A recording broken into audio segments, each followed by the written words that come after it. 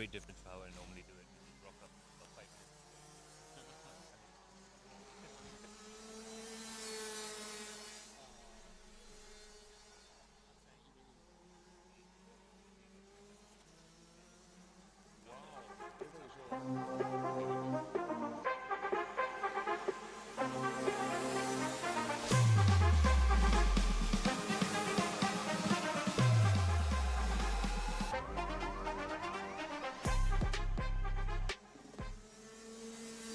All right, good morning, ladies and gentlemen, and welcome back again to LYL International Karting Circuit for RMCAT Round 4. I'm Kelvin, and this is Max.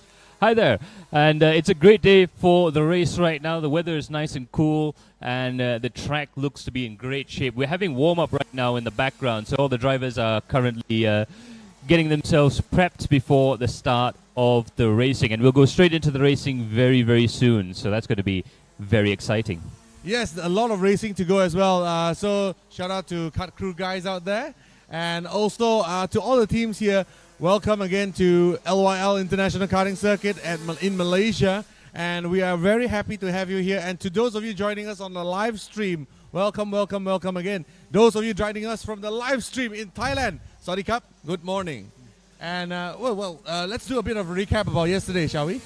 Yeah, it was very interesting. I think a lot of pressure building. It's the fourth round of the championship, and there's a lot at stake.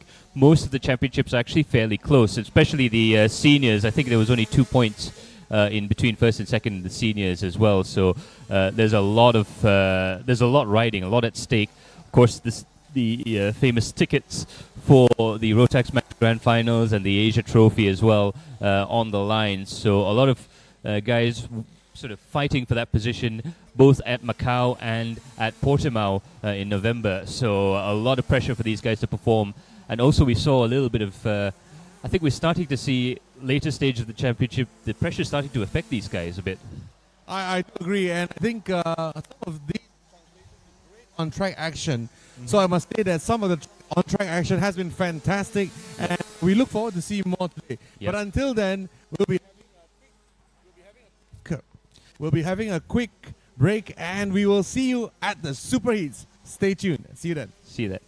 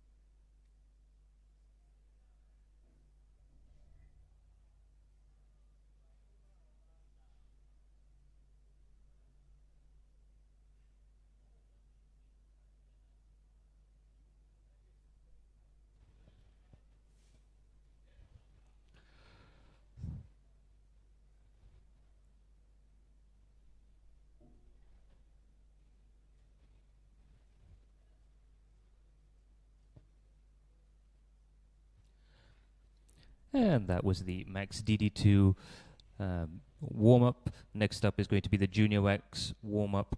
And right after that, 6 minutes later, will be the Senior, or 10 minutes later, will be the Senior Max and Senior Max Masters warm-up as well. The Super Heats will be coming at 9:10. So until then, do stay tuned. And we'll see you all very, very shortly. Absolutely.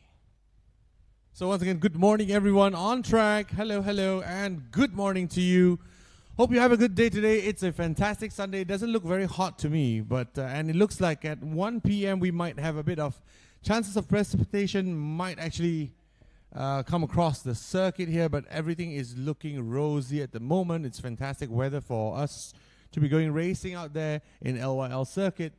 So without further ado, we'll be heading out on track in a short while as we have our Junior Max warm-up. Before then we have Senior Max warm-up, and we will go for our Super Heats that will start at 9:10.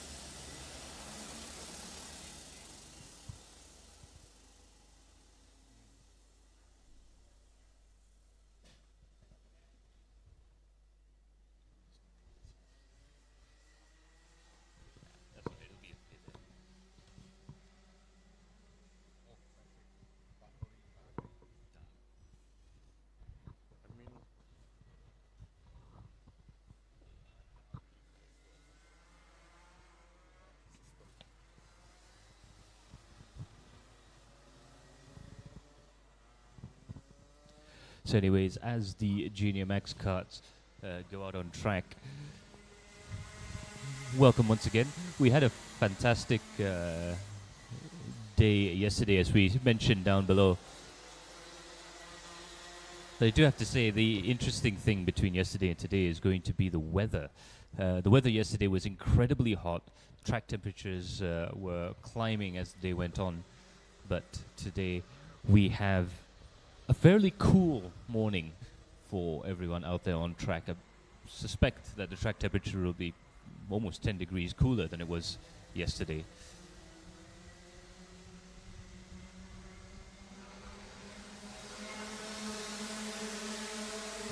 So here is the track in question. LYL is one of the longest karting tracks around. It's definitely the longest karting track in Asia, if I'm not mistaken. The first three corners are incredibly high speed for these karts, coming down towards a very tricky braking zone. You're turning and braking at the same time. And this middle sector is very tricky. It's all about getting good exits and good corner entries before you head down towards the back straight, just parallel to the start-finish line, and another great overtaking opportunity. Coming up to the chicane here, and we've seen a lot of dramas over the years, and then the famous crossover section. First they go under, and then the triple left-hander, which is so important to get right before the tight left after the bridge, and the long parabolic right-hand corner that takes us through a lap of the circuit. Yes, indeed. So this is exactly how it looks like. This is your track for RMC Asia Trophy 2026, round number 4 at LYL, and it looks like one heck of an interesting track here. As we've seen yesterday night, we have seen many actions out on track, especially in the specific sections that Max has mentioned there, on the back straight as well as on the crossover. But also take a look at the middle of the track we do have a corner named the Vestigial S, which I will slowly bring us through at the moment. But at the moment, this is how the track looks like.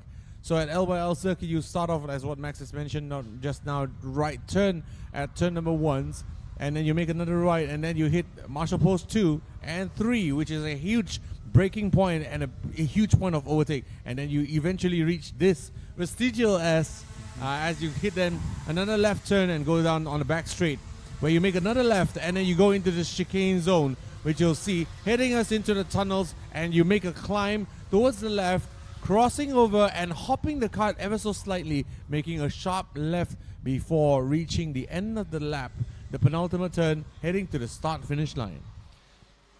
Yes, indeed. And one of the interesting things about this track is that crossover section. Not only does it give such an interesting visual to the track, but it also has a big effect on the karts because it introduces a lot of elevation to the track. The karts are climbing through a very fast triple left-hander, and this triple left-hander looks deceptive on the map because each one of those 3 apexes has to be approached ever so slightly differently. They're slightly different radiuses, slightly different speeds as well. And of course, with the effect of the kart climbing all the way through, I think some of the lower powered karts might even be clearing the corner entirely using the accelerator pedal, whereas the faster guys might need a trim of the brakes before the first one. But as you can see out there, we've got a balmy day today, which is another factor. We've seen the karts sliding around a lot, and I think it's because they were set up based off of the conditions we had yesterday, and the drivers have also been practicing based on the conditions they had yesterday as well. So we've only got 6 minutes of warm-up for them to actually sort themselves out before the superheats, and the weather isn't going to change that much between now and then. 27 degrees Celsius right now, with only a high of about 32. Yes, indeed. So nice and cool at the moment. However, we might be looking at a 41 chance of rain come 3 p.m. So that might be interesting because we do have our Senior Max race going on exactly at 2:45 to 3:15 within the window of possible rain. So that might be something that's shaping up to be extremely exciting. Yes, indeed. And racing in the rain is a completely different kettle of fish, requiring a completely new set of circumstances as well.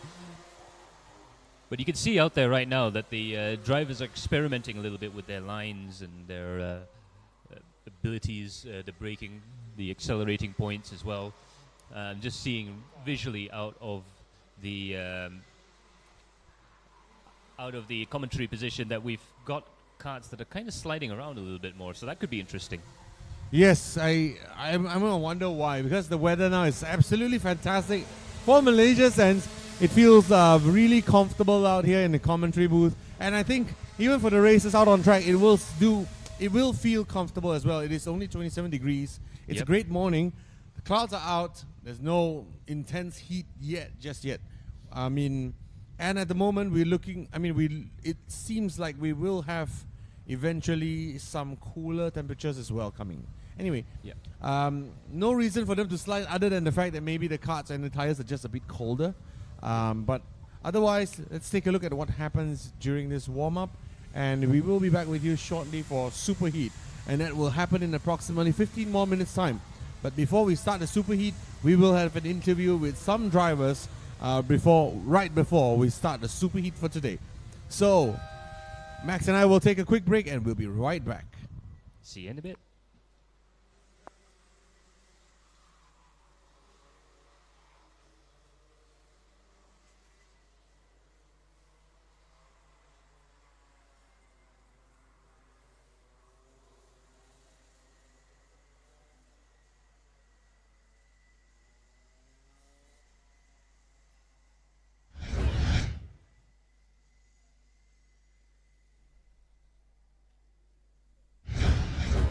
My name is Michael Bishev, and I drive in a Micromax category in Rotax Asia. This is my kart, number 11. Heat 1 was like really fast. Heat 2 was like Mm, not as fast, but really good. But I got DQ, cause yeah, like ECU was older models. The superheat, try to get positions and work. Try my best to win, overtake, work together, and win. Thank you to my coach, my mechanic, my dad, and my mom.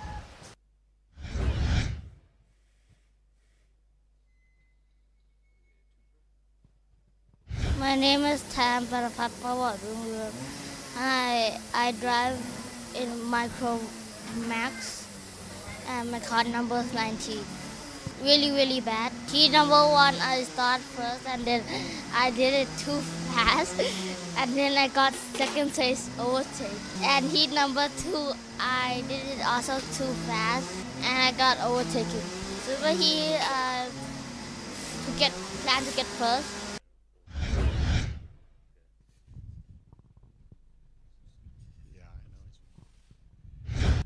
And ladies and gentlemen, that was the interview from cart number 11 driver Michael Bishop, as well as cart number 19 Panapat Pratwa Rungruang.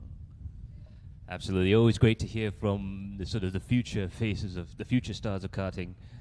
Although I suppose they're really stars nowadays. The drivers are getting more professional earlier, if you will, and it's always great to see these guys have fantastic amount of enthusiasm for the sport, and they also take it very seriously. The level of dedication is actually quite admirable. Of course, and I think I agree with you 100%, right? Because if you are not serious about it, I think the problem is that then you get left behind, because this is a sport with very tight margins. Yep. You don't get a lot of chances to make mistakes, and you do a few of them, but come the finals, come the superheat, come the finals, you really don't have much room for margin for error, basically, right? Yeah. So it is a very competitive sport, and it's very important to stay on top of your game as you come here. So I do agree with you. I think all of them are stars. Yeah. Just like any sport, of course, preparation is something that is absolutely very important when it comes to that field. But also the other thing as well is that even though this is a multi-chassis formula, there is a little bit of financial considerations involved, of course. But at the end of the day, it is going to be down to the driver as to how much you can extract from the package you have. So now we've got vision from the track as the karts drive out on their formation laps. And it's going to be very exciting to see how this race pans out. We are in Senior Max warm-up. I do apologize. Got us excited with the title card earlier. But in any case, it's a good chance actually to see how the track is going to hold up. This is the warm-up session for the seniors. We will have the Micromax right after this. But as you can see visually on track, the track is rubbered in a little bit, which is going to be good news if it stays dry, but not so good news in the rain. If it does rain for these guys later on, the tricky part about that is going to be the sections where they're expecting grip are going to be very slippery, and the sections that used to be quite slick will actually be the places where they find grip on this track. Yeah, you can see the front fairing of these cars shaking as they break into turn 3, a huge braking zone, a zone of great contention yesterday. We've seen a lot of great moves done at the particular turn there. In each segment in this round 4 of RMC Asia Trophy. Yeah, absolutely. You can see the drivers trying different racing lines and just familiarizing themselves with the track, because that's the other key thing when it comes to the warm-up, is not just driving on the track and trying to get quick lap times, but you really want to feel out your braking zones. You might want to brake offline once or twice just to see what it's like out there on track. And what we can see right now is, again, very different conditions from yesterday. And you can see there's a lot more rubber down on the track as well. That's the other thing that's going to affect is braking. We see a few ripples in the tarmac. Also the turn 3, 4 hairpin, and then at the end of the back straight here, the karts are going to judder a little bit more. They're going to skip as they come across the surface.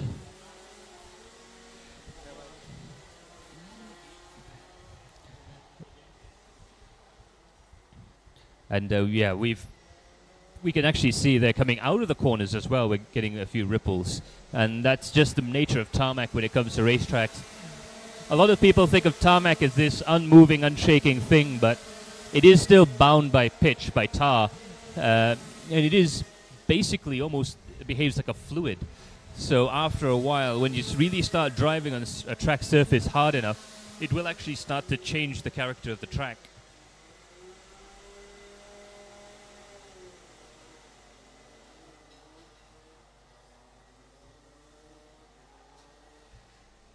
But of course, as it doesn't, it goes without saying that the karts are going quicker right now.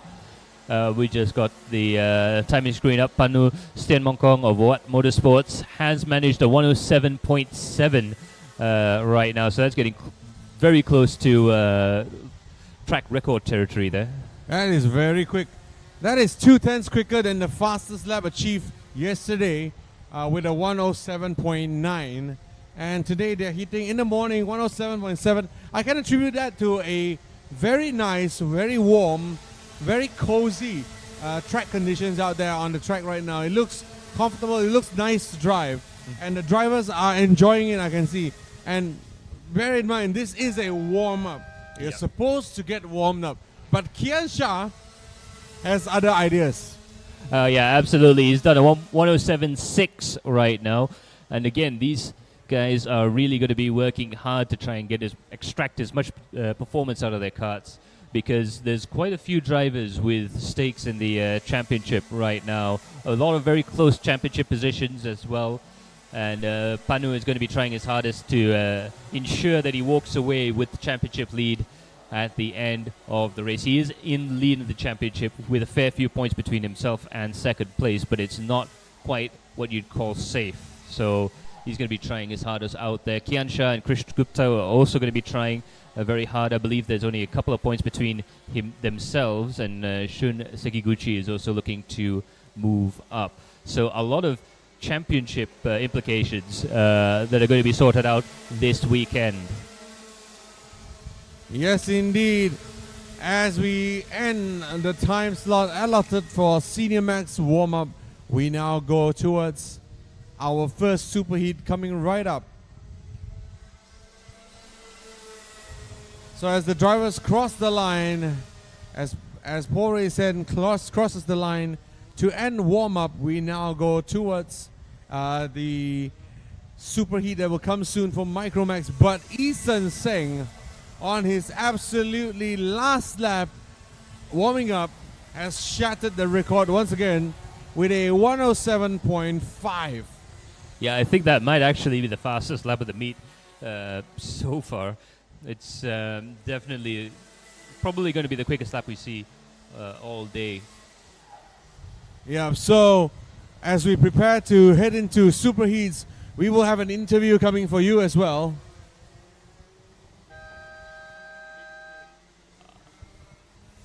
So as we prepare to head into the superheat, we will have an interview coming for you as well. And this will be an interview with driver of kart number 7, Jacob Rafael Ravina, which will join us on screen in a short while.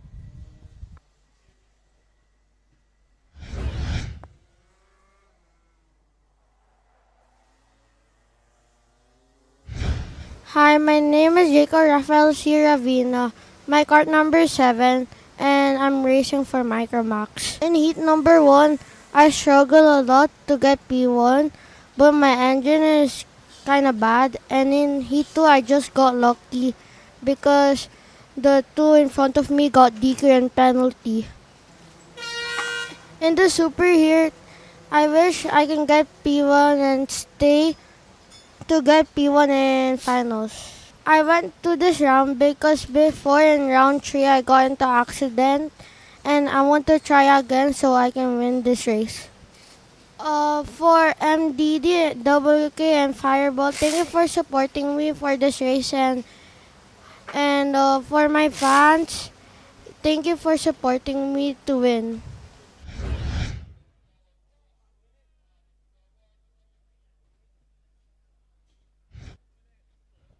And there you have it. Nice to hear from Jacob there. He's doing quite well for himself in terms of karting.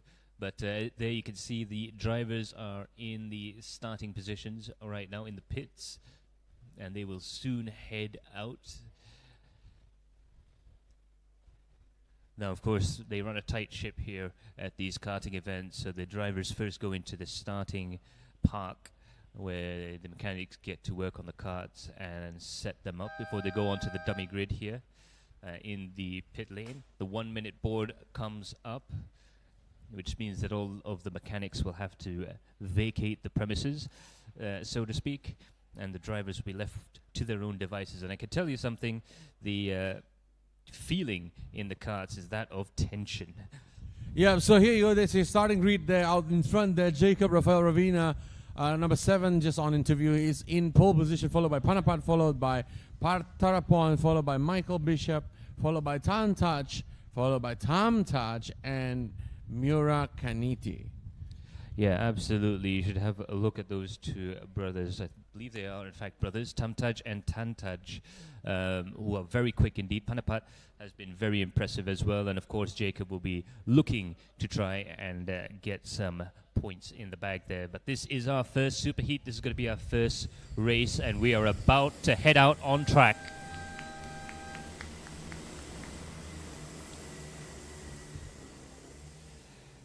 And as you can see, the drivers will head out of the pit lane in a nice orderly fashion and get out onto the track. Now, we've had a little bit of trouble with starts yesterday during the qualifying heats. Quite a few categories had some trouble getting away. Hopefully, we won't see that this time around, but it has been quite entertaining so far. Max, I believe you have just committed the cardinal sin of the commentator's curse. I'm merely pointing out that what happened yesterday. I'm not wishing anything today. We're not saying it's going to be fine, right? We're not saying that absolutely it's going to be fine. But anyway, it has been very entertaining for us, and we have had multiple starts. I mean, to be honest, the race start is probably one of the best parts of a race anyway. Yeah, so to get it multiple times, is actually get a nice preview of everything. But it is the hardest part of the race in terms of just the amount of regulations involved and the amount of nerves that you're under right now. I mean, just look at the point standings right now. Michael Bishev and Tantaj are, in fact, on my screen right now, have a tie in the points. So 233 for both Michael Bishev and Tantaj in terms of the championship. So those guys will be really pushing hard in order to try and get as many points as they can this time around. So it'll be just like the qualifying heats. The drivers will go from the dummy grid straight into the tram lines, and we're about to go live. Let's go. Let's see. We have clean racing. We are green. It is now racing. Now the race leader has been swamped, and Jacob Rafael has been forced to take the inner line there. That would be Michael Bishop on the outside now, swooping around, taking a position from him. Wait, it's Panapat now. Panapat into the lead over there, and Michael Bishop is now up into 3rd position, if I'm not wrong. And there's been a lead change once again. So Jacob Rafael Ravina has once again regained the lead. But here comes Tamtaj Ayaton to swoop in for 3rd position, coming back from just now. He was starting 5th. So that's a great performance from him out there. As now the lead remains with Jacob Rafael Ravina. And Tamtaj is literally pushing the car of Patapon as he goes. Sorry, Panapat, as he goes into turn number 7 there. They now hit the chicanes, and still the race leader is none other than Jacob Rafael Ravina.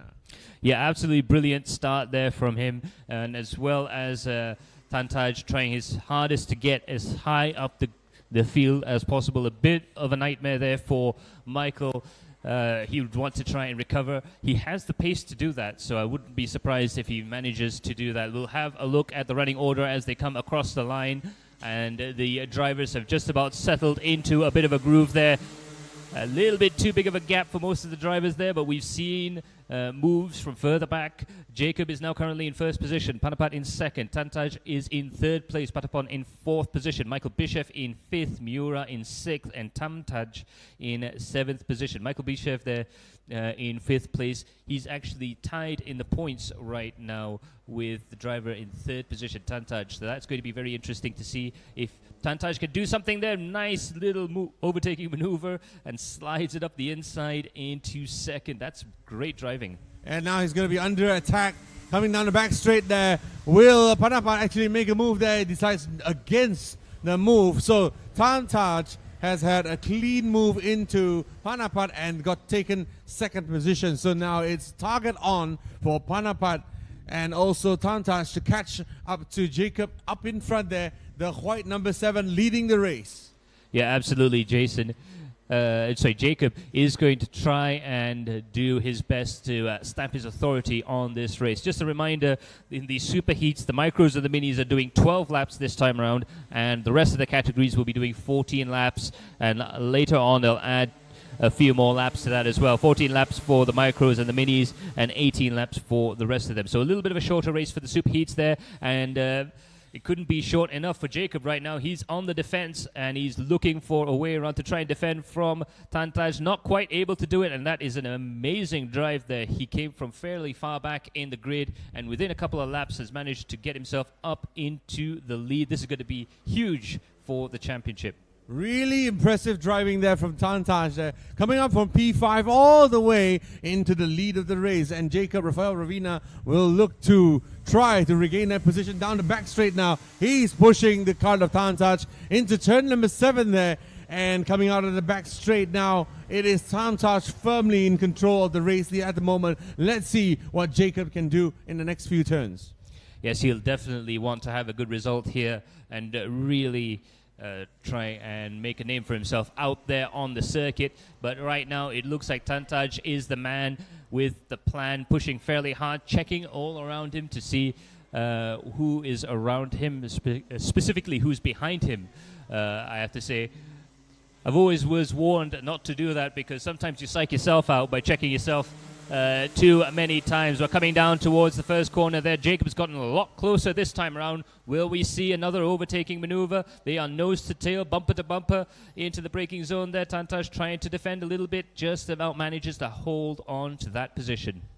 Yeah, great move and shrewd move from Jacob to not just dive in willy-nilly. So great control from Jacob Rafael Ravina. Although having the slight overspeed on Tantaj there, he chose to attack another time. But now he will have an advantageous position onto the back straight there. Jacob Rafael literally pushing Tantaj on the back bumper. Will he take the inside line? Not quite this time. And that is an expert move there from Jacob because he was pushing him all the way down the back straight, but he just backed off a little bit so that there was a bit of an air gap when they went into the braking zone there. That is some pretty smart driving, if I do say so myself. I wish I'd remembered to do that last time I had a shunt in the kart. But coming up over the top of the hill and and into the next braking zone there, hard on the brakes, feeding it through the left-hander and around the long right-hander, the sort of parabolica style corner that we have at the end of the lap. And it's a very, very close top 3 right now. Very close to positions there. They are nose to tail, pushing each other, bump drafting themselves into turn 1. And the more that these two drivers are hung up, the more Michael Bischoff gets closer and closer. Remember, Michael Bischoff also in with a chance at the championship lead right now. Dives in onto the inside, and a look at that beautiful bit of opportunistic overtaking maneuver. Not where you expect it to be, but just absolutely surgical with that pass. Yep, as they head out of Vestigial S now onto the back straight, it is now Michael Bishop, yesterday's race winner, as he comes across the back straight now, and he literally is on the back bumper of Tantaj already. Michael is looking really quick out there, and he's looking to take no prisoners as they head into the chicane there. Michael with a slight overspeed, and Tantaj out in front there looking to defend from him as they go now up into the hill climb. A series of left turns, and Michael Bishop into the lead of the race there. Wow. Now that is a statement from Michael Bishop. He's making moves out there and taking names, and he has to. being in contention for the championship, being in contention for a lot of things right now. He gets his foot down and he's going to come across the line. We'll have a look at the all-new race leader. Michael Bischoff in first position, Tantaj in second, Jacob Rafael Ravinia in third place. Panpat is in fourth, followed by Patapon, Miura, and Tamtaj. But that's going to change as well right now. Big braking maneuver there. Tantaj managing to take that position, but will Michael Bischoff be able to counter-attack? Not quite able to do it, and gives Jacob a look in on the inside. This is all going down right now. 7 laps to go. They're driving like it's the last lap of the race. Yeah, isn't it a bit too early for that, Max? What do you think? Okay, one more time. Michael Bishop on the back bumper of Tantaj. He's literally pushing down the straight as they brake for the braking zone there. Good control by Tantaj, going a little bit deeper inside. And Michael trying the outside line. He's going to go out. He's going to go in. They're now hitting the chicane and Michael's still behind. Remember, the last lap, Michael passed Tantaj in the next turn to the left. Is he going to do it again? Oh, he blocked him off. Brilliant bit of driving there, just co-opting or basically blocking off that point of entry. He knew that Michael would try something coming into that area there, and he wanted to make sure that there was no possibility. Now coming around the last corner there, remember the drive out of this section really determines how your lap's going to be. They're going to go side by side down into the first corner. Who's it going to be? They're still side by side through turn 2 into the braking zone. There's a little bit of a push there from Jacob Ravina. They go 3 wide briefly, hard on the brakes, and it's all changed right now. Absolutely brilliant bit of driving over there. Michael Bischoff, I believe, is in the lead, and Jacob managing to get himself up into second place. Brilliant bit of driving. Yes, indeed. So 2 moves done, one by Michael, the other by Jacob, and they take 1 and 2 at the moment. And Tantaj just have to do it all over again, but he's not done, I'm sure, because there's still 6 more laps to go. That was too early for a slice and dice, and we'll see them keep doing this until the end of the race, but it's still 6 more laps to go. But now Michael Bishop is in the lead and Jacob is trying to close the gap. Yep, every lap so far we've for the last 3 or 4 laps we had a completely different look to the top 3, and I have to say yesterday I was just amusing that the Micromaxes do tend to put out a very entertaining race, and I have not been proven wrong yet, coming into the braking zone and around the long right-hander there. And these drivers are still close enough to try and do something, but it does, in fact, look like Michael Bischoff has opened up a bit of a gap there, and now Jacob is under pressure from Tantaj coming in to the first sector here. We've seen a lot of movers, a lot of movement in the leaderboard. We're going to see another one right now. Tantaj comes into second position. A beautiful out-braking maneuver, and he managed to cover it off and protect that brand new second place. Fantastic move from Tantaj there, as he now focuses his attention on Michael Bishop out in front. But Michael is really setting a blistering lap time, half a second faster than the entire grid, and the gap proves it. You can see clearly there's a gap building between Tantaj and Michael Bishop out in front. So Michael, starting in the 4th position, dropping back in a bit in the restart, and now in the lead of the race. Brilliant driving there, Michael Bishop, just making sure that he's capitalizing on the drivers behind, fighting it out there. And that's given him a little bit of breathing room so he can put down some fast lap times. And remember, if you've tried to fight, if you battle for a little bit too long, you do end up losing time in comparison to the driver ahead of you. Michael Bischoff opening up that gap a little bit, but it's still going to a battle right now. It's Jacob versus Tantaj coming into turn 1. Will we see a reversal of fortune there for Tantaj? He's going to try and defend a little bit. Coming into the inside, no, he doesn't actually need to cover the line off there. Jacob not quite fast enough through the first 2 corners to make that stick. Yeah, but Tantaj is now having to drive, not looking forwards, but with the head turned backwards, as Jacob is attacking him left, right, center, front and back. Absolutely. We also see Patapon closing up into this gap as well. 4 laps to go. It's not inconceivable that he might actually join this battle before the end of the race. So it's really down to Tantaj and Jacob to try and settle the battle once and for all and start chasing after Michael Bishop. Again, the top 2 right now are also tied in championship points, and they have a ticket on the line to head over to the finals. So they are really going to be pushing hard to try and secure their spots. But right now, Michael Bishev, fantastic in the lead, but in second and third place, not quite settled. Tantaj and Jacob very close together. In fact, they touch coming into turn one. A little bit of a look back, and Jacob there just saying, I'm here, I'm ready to attack. Coming into the braking zone here, not quite able to do it. Doesn't quite have the confidence, I think, to dive in under the brakes there. But coming through the midfield section there, we'll see how that goes on. I smell a move coming very, very soon. Yes, however, I think that Jacob might be trying something. He might be really literally pushing Tantaj along to try and catch Michael Bishop.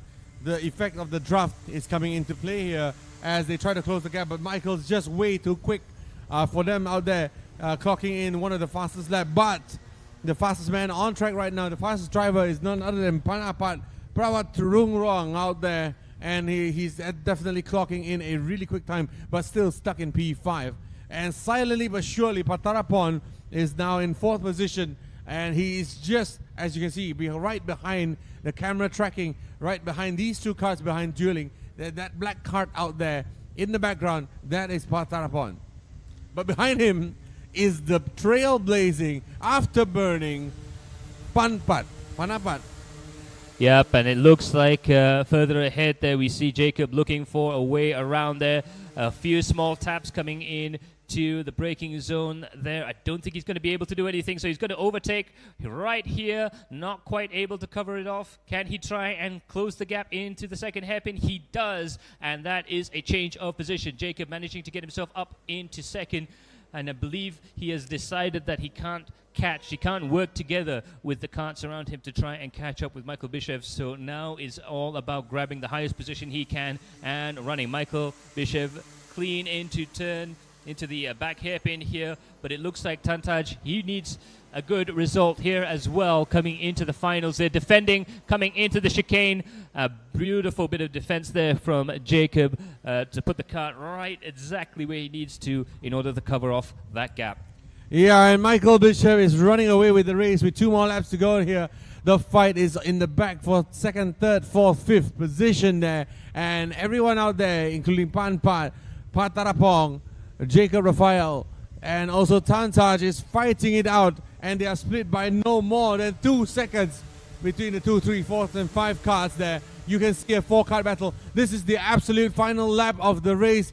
Absolute final lap of this super heat there, and Tantaj has 1 more move to go. He's going to go on the outside there. Jacob defends the inside, but it's going to have a compromised line exiting this next turn there. Tantaj has now the advantage, swinging out, and he has the racing line there. Jacob has forced to defend the inside there as the camera cuts away. We are entering the vestigial as there with still Jacob Rafael Ravina in the lead of the 2nd position there, but Tantaj is not out. Oh, he's on the outside now. They're running different lines there. This is the final lap there. Here we go once again. Your leader up in front there as we look at the carts right behind him. If you can just have the camera crew track back slightly, we'll be able to see that the battle is shaping up to be, and Jacob is now in P2. Oh, here we go. Tantaj with the overspeed on Jacob as well. We're entering the final few bends there. Yeah, absolutely. We have a fantastic finish to this race there. Michael Bishev well in the lead. But look at that, side by side between Jacob and Tantaj. Jacob just about managing to hang on, but it's going to be a slingshot around to the finish line. We see Michael Bishev takes home the win. But in second place, it's just going to be Jacob side by side across the line. That cannot be any more exciting finish to second place. Tantaj managing to come home in 3rd, and Patapon was looking very, very threatening there in 4th. Incredible race. Incredible. Incredible is all I can say. So there you go, guys. That is your first race of the day, and we have more to come. So until then, let's go to a quick highlights. We'll take a quick break, and we'll see you at the results screen.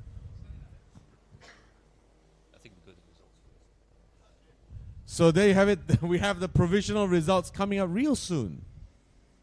And there you have it, the provisional results there from the Superheat Micro Max. Michael Bishev taking a fantastic win, 2 seconds ahead of Jacob, Rafael, Ravinia. But the real story is between Jacob and Tantaj in third position. 0.029, the gap between second and third in the end. And they were under attack, especially from Patapon, who was 3/10 further behind.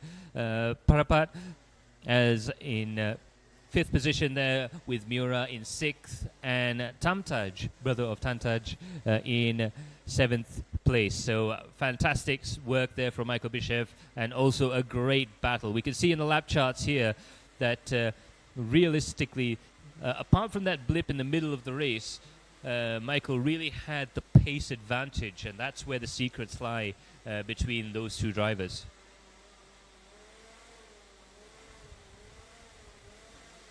So we're going to have a quick look at the highlights, and we will see you all very, very soon.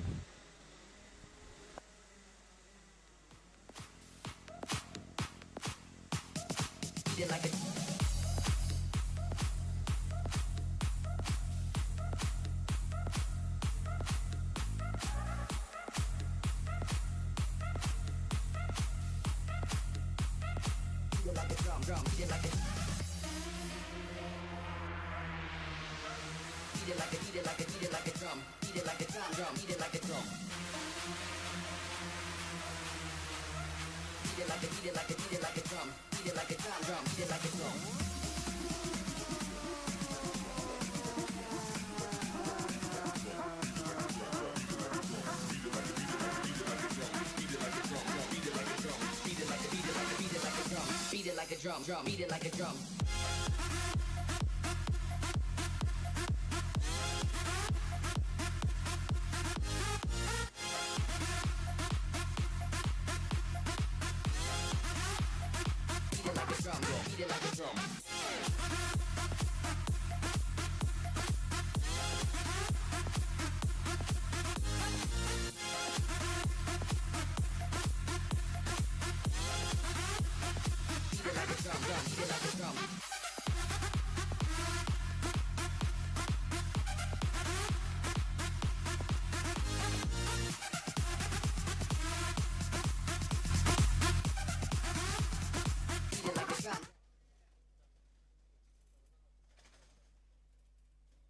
And we are back. That was a fantastic Micro Max race. We're going to head on over to the Mini Maxes very, very soon. And we're about to go live with that in about 10 minutes time. So in the meantime, the drivers are getting nice and ready there. You can see just over the pit wall, the driver is getting limbered up, and the kart's getting pushed into position. A lot of the final adjustments, especially with carbs and stuff in a lot of racing series, are done around about now, because you really want to set everything up just in time for the start of the race to get the maximum performance, but also with the drivers as well. Each one of them has a slightly different way of getting themselves prepared. Some drivers want to be in the kart as soon as possible so they could sit there for a few minutes and just get used to the idea of being in a kart. And some other drivers can't stand waiting, so they try and jump onto the kart as late as possible. Because I tell you one thing from experience, in virtually every single form of motorsports, the worst part is the waiting. I can tell you one of the worst experiences I ever had was waiting at Special Stage 3 in Rally of Malaysia once, waiting at the time control for 10 minutes, and it felt like 14 hours. Well, did you at least have coffee at race control? Well, no. No, wow, okay. We were in the middle of a jungle at that point. Well, I guess you could have topped out your latte from somewhere else. Having said that, I mean, we always joke around, but rallies are run on public roads, right? I mean, Yes. in essence, you do cross by public roads before you head into the stages and stuff Yep. like that, right? But so, technically, if you had a cup holder, you could get a coffee. That is possible, although I think I wouldn't necessarily want to have a coffee. I'd just be wanting more and more cold water, which we can get from the time controls on hot rallies. Sure, that'd be But, fair. That sounds fair. Yeah. But also, like, I've spoken to a lot of people in circuit racing and also done a little bit of karting myself. And that, again, just gritting up. The most nervous you'd feel, actually, is during this preparation, getting themselves ready. and suited up and booted and getting ready to jump Well, into the car. the good part about this is that I can see the drivers from where I am right now, and they look very comfortable. All I can say is that everyone looks suited in, bolted in, ready to go. So that being said, we are gonna head out real soon in approximately few more minutes, 9:40. So about 6 more minutes until we head out on track for the next race. So that will be for us. That will be for us a quick break until a few minutes later. We'll see you soon.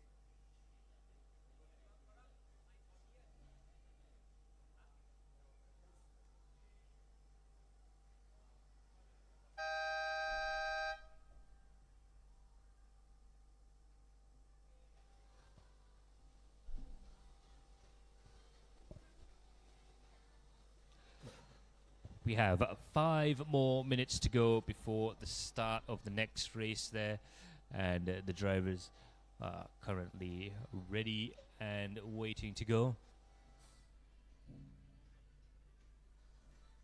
It is a good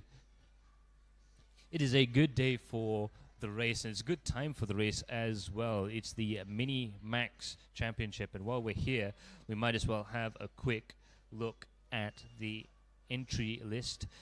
We have Muhammad Falik from RL Karting driving kart number 115. In kart 118 is Ko Yang Shan of Stratos Motorsports. In 119, Eluk bin Muhammad Khairul Aziz of Speed Karting. Number 123, Ishan Swarup of Kart Crew Motorsports, and his teammate 140, Aruthran Prabhu, also of Kart Crew Motorsports.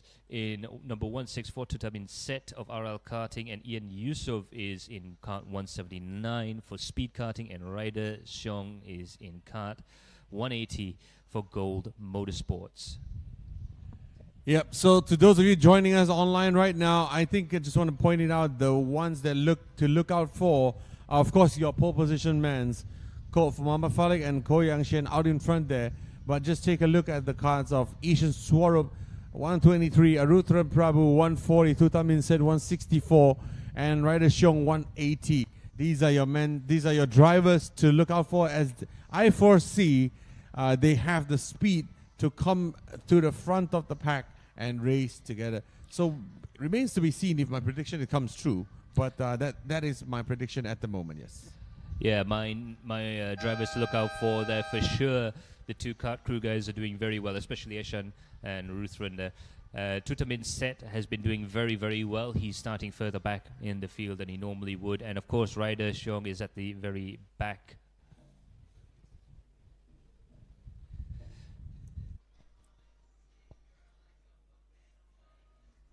The various driver coaches, mechanics and engineers have cleared the field, and it really is just the drivers alone with their thoughts.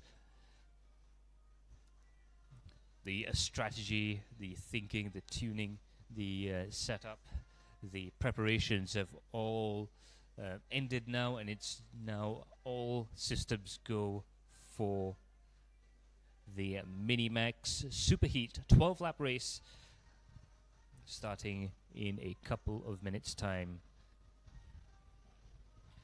Now you see on screen there, the marshals have a series of boards to tell the drivers exactly when they can roll out onto the track.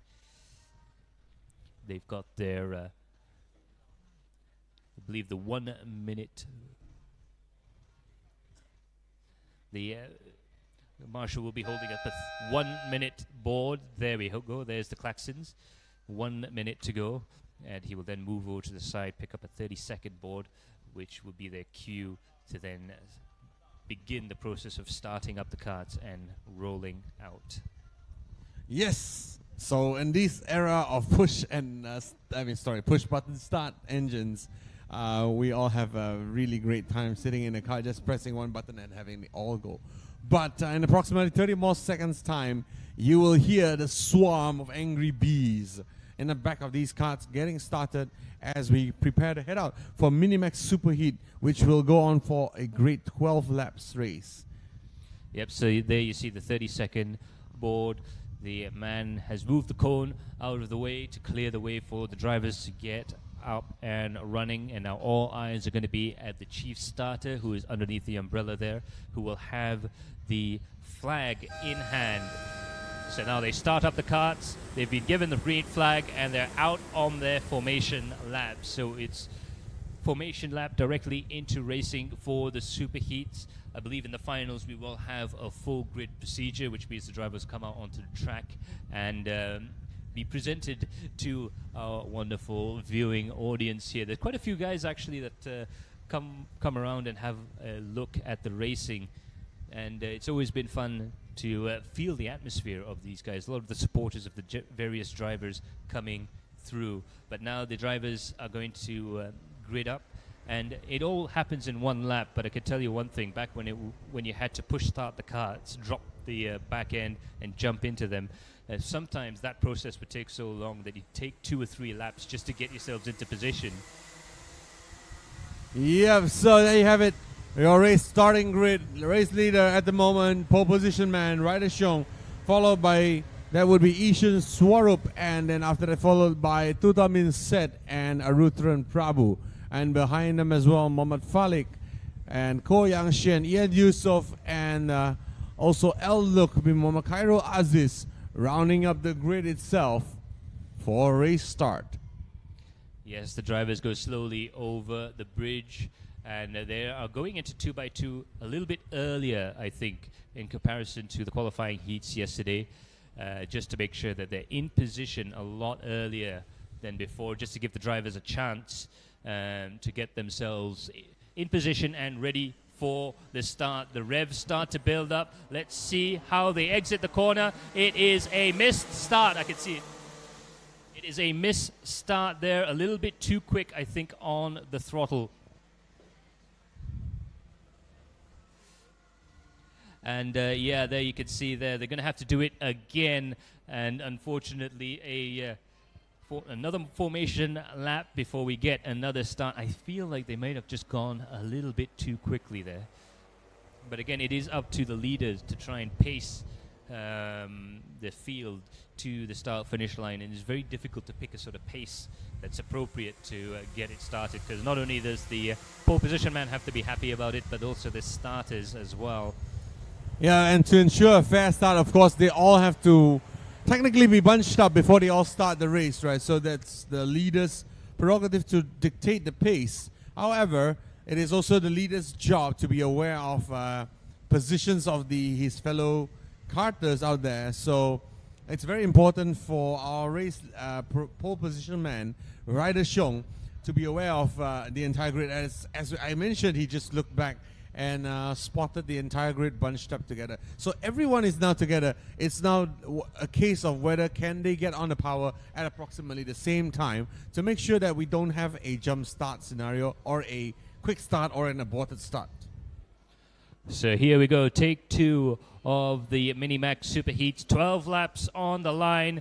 They start building up the revs. Will this be a good race? Yes, it is. Coming down towards turn 1 there and diving into turn 1. The drivers are all bunched up right now. There's some contact. A kart is in the air further back there, but he still carries on. That is some very spicy racing there. We're going too wide into turn 1 there. The battle for second position is getting very toasty indeed. So Ishan Swarup there pushing Tutaminset on the outside there, allowing teammate Arutharan Prabhu to sweep by and get position number 3 there. But the race lead is firmly in the hands control of Ryder Xiong at the moment. He has some time to turn around and look back. Here we go. Tutaminset at a 164. He has the overspeed down into turn number 7 there and takes the position back from Arutharan Prabhu there. And Arutharan is now back into position 3. Now with Tutaminset leaving him free to go and attack his teammate now, Ishan Swarup. Yeah, absolutely brilliant bit of driving there from Tutaminset. Again, he's we talk a lot about the championship standings, and he is one of the front runners in the series for sure. But so far, 180 is your leader right now, Ryder Xiong. We saw how quick he was in the qualifying heats yesterday, and it remains to be seen how quick he's going to be today. But it's definitely looking good. So that's Ryder Xiong there in the lead with Ishan Swarup in second place, Tutaminset in third, Arutharan Prabhu in fourth position, LYL in fifth, Ko Yang Shan in sixth position, Muhammad Falik in seventh, and Ian Yusof in eighth. Yeah, so Ryder Xiong with an absolute blinder of a start there, managed to keep the start and keep the lead into turn number 1 there, and now sailing away up the front there with now a gap of 0.7 seconds. He's not exactly pulling out a huge gap, but it's a significant enough gap for him to get a bit of a comfort there and get his driving under control, get his driving stabilized for the rest of this 11 laps to go.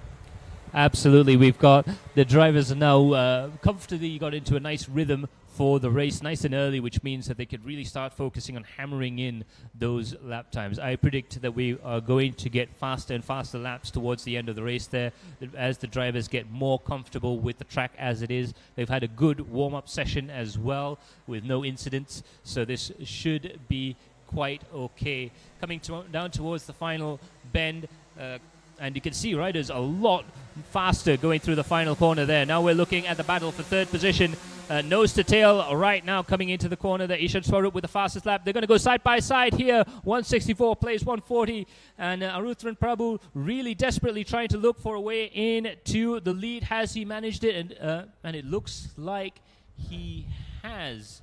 So Arutharan Prabhu swapping positions with Tutaminset, but it's not over yet. Tutaminset taking the position back. They are going back and forth right now, and that is playing into the hands of LYL, who's closing up behind as well. Yes, indeed. So here we go here. The lead here once again is Ryder Xiong with Ishan Swarup coming right behind him as well. And this is shaping up to be really exciting because Ishan and Arutharan were the quickest karts in the warm-up earlier this morning. Ryder Xiong only managing a fastest lap time of P4 in that warm-up. But may he be hiding some pace and sandbagging ever so slightly during the warm-ups? We don't know. But 10 laps later, we will find out if he has any more pace in him. Well, you never know. Ryder might have been one of those drivers that uses warm-up for its intended purposes. It gets his muscles nice and relaxed. Ishan Swarup, however, is the fastest man out on track right now, 112.458, and it looks like Tutaminset is battling right now with that 140 of Arutharan Prabhu. Those two drivers have been going at it for quite some time, and we have LYL, I think, behind them as well. The more these two battle, the more that kart number 119 into the frame. LYL, we haven't seen too much of him over the course of the weekend, but he does have the pace, he does have the speed to challenge at times. Now coming into the back hairpin here, we see the drivers have opened up a little bit. There are battles further back a little bit. Oh yeah, there you go, there you have it. That's a move by Falik on Ko Yang Shen there for position. That would be for P6. So Falik making up one position there up into turn number 7. Great move from Mohammad Falik. Brilliant move actually from him there. We didn't even see it coming we have vision of the track right now. We have sight of the track there. And I was just thinking to myself, they seem to be a little bit too far away to make an overtaking maneuver. But it does look like Falik has proven me wrong there in the best possible way. Coming out of the final corner, the drivers come across the line. Ryder Xiong has now done a 1:12.371. So the pace is coming right now with 8 laps to go. Ryder's in first position. Easton Swarop's in second. And it looks like Tutamin Set. They got hung up there a little bit. There, a bit of an assisted slide there from Aruthran to Tutamin Set. They somehow managed to keep it going in a straight line. I'm not too sure. But that was a real tight hook there coming into the braking zone. I must say, Max, I'm loving the commentary today. Assisted sliding. Yeah. Yeah. Where did that come from? Assisted sliding. It's a little bit of assistance, you know, to get the back end out. Well, like what Max has said, indeed that is correct. Because now that has brought in Aruthran Prabhu and Tutamin Set in touch with the rest of the pack there. And we are now looking at a train fight for position, the podium position of third place between Tutamin Set, Aruthran Prabhu, LYL and Mama Falik as well, all joining the fight after Tutamin Set had a bit of assistance in sliding his cart out there. Yep, absolutely. That might rankle a couple of feathers there from supporters of Tutamin Set, but he is on the start-finish line coming up towards there. Ryder Xiong's gone quicker still, 1:12.276. Dina coming up towards the turn. The first corner there, they're going to go side by side through turn 2. Not quite able to do it there. Aruthran Prabhu deciding discretion is the better part of valor there and leaving Tutamin Set to go through the hairpin first. Perhaps a little bit too early when it comes to overtaking. Coming to the braking zone here, not quite able to do something, but I think there are about to be fireworks in this battle. Yes, and Tutamin Set opting for the defensive line all over. He's not looking to P2 at the moment. He's looking to solidify P3. He doesn't want to get overtaken, and that's where it is at the moment because the gap between Tutamin Set and Ishan Swarup out in front has been growing ever so slightly with every single passing lap. And by fighting between themselves, Tutamin Set and Aruthran Prabhu has brought in LYL and Mama Falik and also now Ko Yang Shen into the fight as well. Yeah, you can see there they are choosing different lines going through the fast left-hander, and I think Aruthran is trying to put as much pressure as possible, and so is Look behind him. LYL looking for a way around the drivers there. The car number 119 is getting quicker and quicker as the race goes on. So far, it's still Tutamin Set ahead of Aruthran Prabhu, but it might not be that way for too much longer. Can Aruthran get past again? Not quite close enough, and now the nose to tail, 3 karts in a row. This could change at any moment in time. We could see a very different complexion. That's not 3 karts, Max. That's 1 kart. That's 3 karts length. Yeah, so that's basically bumper to tail, all of them. And out there, it's very interesting out there to see what's happening out there because now Tutamin Set is absolutely leading this pack with a mind of defense. He does not want to get overtaken. His defense so far has been spot on with 6 laps to go. And Aruthran is cutting the looks of a frustrated driver. He's been trying to pass left, pass right to no avail. But at the moment, he's still behind Tutamin Set at the moment. Yeah, Tutamin Set has definitely been admirable in his ability to try and keep that kart behind him. They've opened up a slight gap, and I do mean very, very slight gap to the rest of the chasing pack there. But any mistake from these 2 drivers could cause that group to come right back again. As you can see there from the crew there to just giving a little bit of advice. But Aruthran's going to come in on the inside. They're going to go side by side into the hairpin. It's who dares wins on the brakes, and it looks like Aruthran managing to get that position, and he does manage to close the door on the exit there. Tutamin Set trying to look for a gap on the inside, but Aruthran definitely closes that door as well. But now coming out towards the exit there, they're going to go nose to tail again. Will Tutamin Set be able to counter attack? Let's have a look in the next braking zone. Yeah, Tutamin Set's going to push Aruthran down the straight now. He has the inside line out braking Aruthran into turn number 7 there. Absolute fireworks right now. Aruthran getting that position back and getting a taste of the podium position just for a little bit. But now Tutamin Set has managed to get that position back. But it's not over yet. 5 laps to go. Plenty of time to make something happen. That midfield battle is getting more and more spicy as it goes along. Coming into the braking zone here for the left-hander again. The drive out of this corner is so important. It's a very long way around there. Aruthran's going to try and go around the inside. They go side by side, clip the curb and on to the back straight, and that is sensational stuff there from Aruthran, and it's given the opportunity there to LYL, who's going to try and make an overtaking maneuver, and he sticks it as well. So that is incredible stuff. Tutaminset is now going to try and counter-attack, and he does manage to get that position back, but that was sensational bit of driving between the curb and the driver. Barely any space to fit another karting tire, let alone another kart. Great move from Aruthran, I must say. Feels a little bit of, I mean, I have a bit of a flavor of Max Verstappen out there with the block pass down on the final turn out there, causing Tutaminset to be absolutely washed out, and was under attack by LYL before he managed to take the positions back. I am sure Tutaminset will now shift from a defensive mode to attack mode on Aruthran. So this is going to get even more spicier as we go on. 4 more laps to go.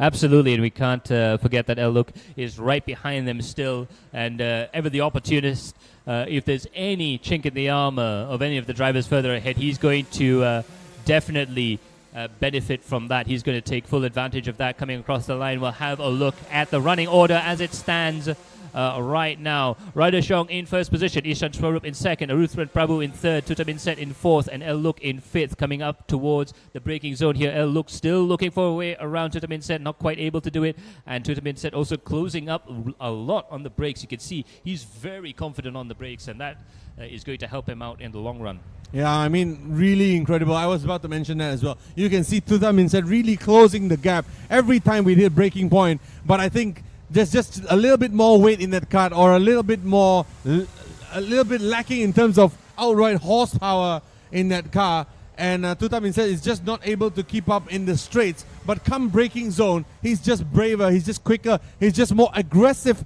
on the brakes, and now Aruthran is the driver under pressure. Yep, absolutely. We saw how good Tutaminset was under pressure. Now it's Aruthran's turn to try and resist, coming up over the crest and into the braking zone here.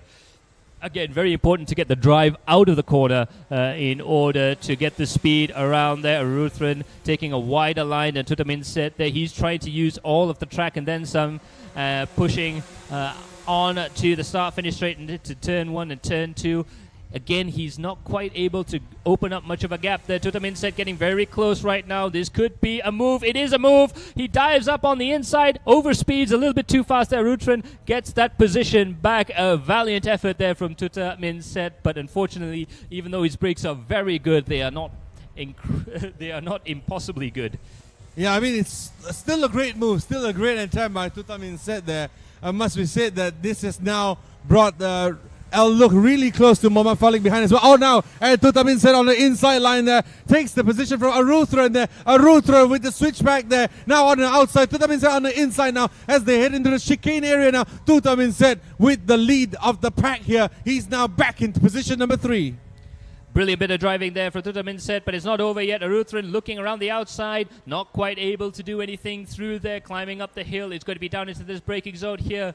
Will any moves work? No, not quite. It's going to be this drive coming out of this corner there, and he's going to go for it again. Sensational stuff, but not quite able to do it. Tutaminset is wise to that move. Now Aruthran is going to be under attack by LYL there. He took the inside line, hit the curb, and lost some speed as a result. LYL will now have the overspeed on Aruthran Prabhu as they go into turn number 1. Will he have the cojones to slow down the kart just in time there, but not quite so. It's all about confidence when it comes to braking in these karts, especially with the braking zones here being as tricky as they are. But fantastic stuff from all of the drivers. Good, clean racing. This is the final lap of the race, in case you guys have lost count. It's all coming down to this, coming down to the back straight right now, and these two drivers are looking for a gap. Tutaminset looking for a way past. Oh, there we go. There we go. Another position there, side by side, coming into the braking zone again and into the next bend. Brilliant bit of driving there. It looks like Tutaminset managed to hold on, but we're not done yet. Here comes Mohamed Falik from the back as well. He's now in the fight for the third place podium as well, looking like really close. Any touching, any mistakes from the front two will give positions to Mohamed Falik as the leaders cross the line and win the race. It's a dominant race by Ryder Xiong and Eastern Shoro. But for third position, here comes Tutamin Set and also Rotary Bravo to the line there, together with Mohamed Falik in fifth position there, moving up P5. Well done. Wow, what a race. This is RMC Asia Trophy. This is absolutely fantastic. Rotax Max Racing at its best there in the midfield. Brilliant bit of driving. But Ryder Xiong there in first position. Isham Swarup in second. Tutamin Set did a fantastic job to get himself up into third place. He had to fight tooth and nail to get that position. Mohamed Falik also doing a fantastic job further back in the Ruthven. A great effort to try and get onto the podium positions, but not quite able to do it this time around. But he is definitely in with a shout during the finals. There is your provisional race results. Ryder Xiong in first place with Ishan Swarup in second, Tutamin Set in third, Arutran Prabhu in fourth, Mohamed Falik in fifth position, Ko Yang Shan in sixth, and Eluk in seventh, and Ian in P8. If I may say so myself, Ryder might change his name to driver perhaps, because definitely the driver of the race so far. Ryder Xiong absolutely dominant out in front there, together with Ishan also dominant with a 1.5 seconds gap between himself and the winner of the race, provisional winner of course. However, at the moment, Tutamin Set there, a really great fight between himself, Arutran Prabhu, and bringing in Mohamed Falik, Koyang Shin into the fight, and Eluk into the fight as well. yeah, brilliant bit of driving, and I think we could see from the lap charts that Ryder Xiong had that race very comfortably. Look at the pace that he managed to hold there. Ishan Swarup managed to do the same thing as well, but it's that first lap. The starts are looking to be very, very important as well. Ishan, most of that gap came from the first lap. Looking at Tutamin Set, you can see where the battles come in, and this is what I've been talking about when it comes to battling being not very good for pace. Through lap 7, 8, and 9, he was switching positions with the karts around him, and you can see that that has actually affected him quite a lot. When you battle, you do lose lap time, and of course you're gaining in position as well. So it's a fine line when it comes to trying to get the best overall position.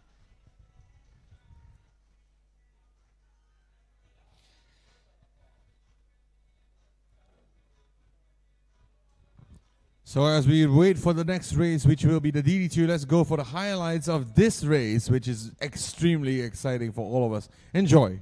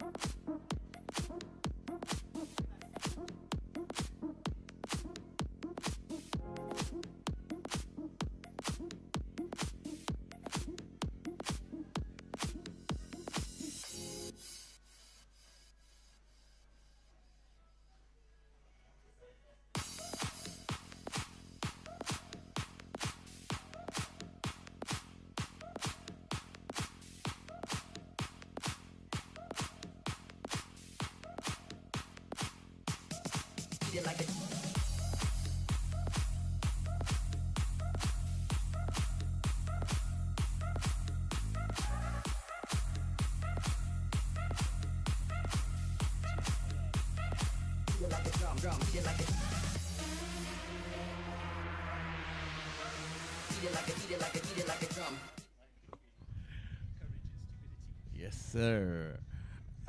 We were just saying that there is a fine line between being a great late breaker and basically Max crashed happen. Yeah, Yeah. there is a fine line between, as I like to say, there is a fine line between courage and stupidity sometimes. Yes, indeed. But that's where racing drivers thrive, is that fine line between getting the most amount of performance, getting the best overtakes, and losing out. These guys really are racing on the edge. I really can say that Tutamin said that was really great at the late braking move just now. Completely deserves his third place position. Great move, great race. I look forward to see more during the finals that will come later. So Minimax finals will come in a bit at 1 p.m. and they will be once again on show for us for 14 laps.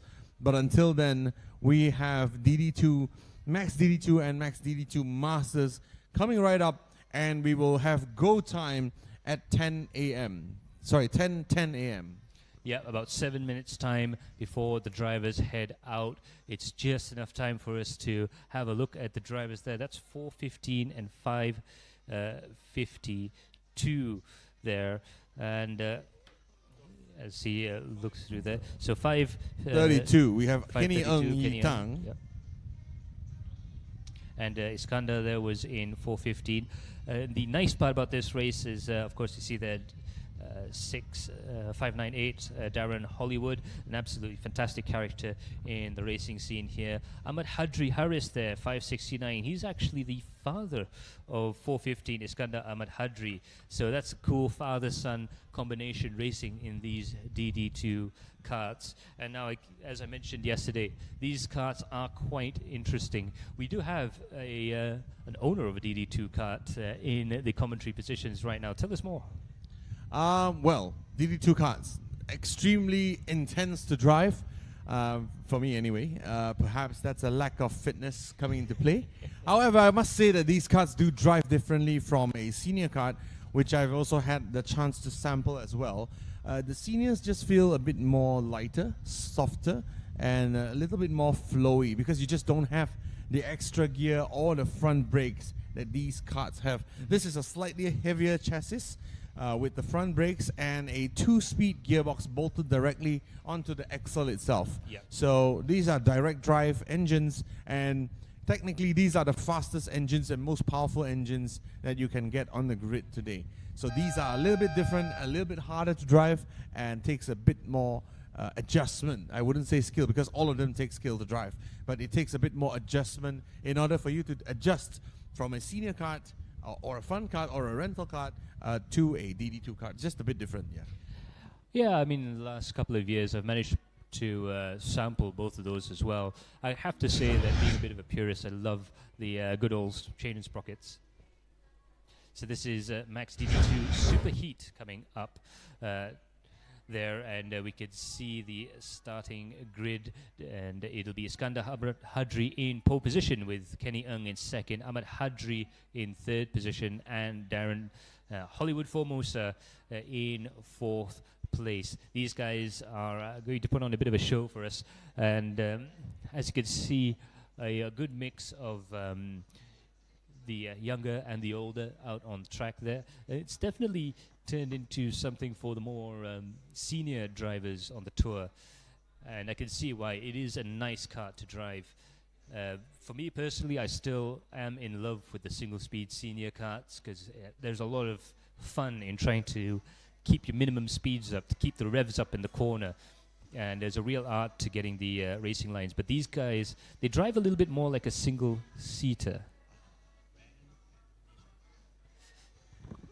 So there you have it. We have our drivers out there that you can see, which is at the moment Darren Formosa driving for Team Formosa, Darren from Australia, followed by Ahmad Hadri driving for RL Karting from Malaysia, and of course also at the front there you have Kenny Ng from Malaysia driving for Stratos Motorsports, and Iskandar Ahmad Hadri driving for Speed Karting from Malaysia. So these are your grid for the starting. These are the starting grid for the Max DD2 Master Superheat. 14 laps of race coming up.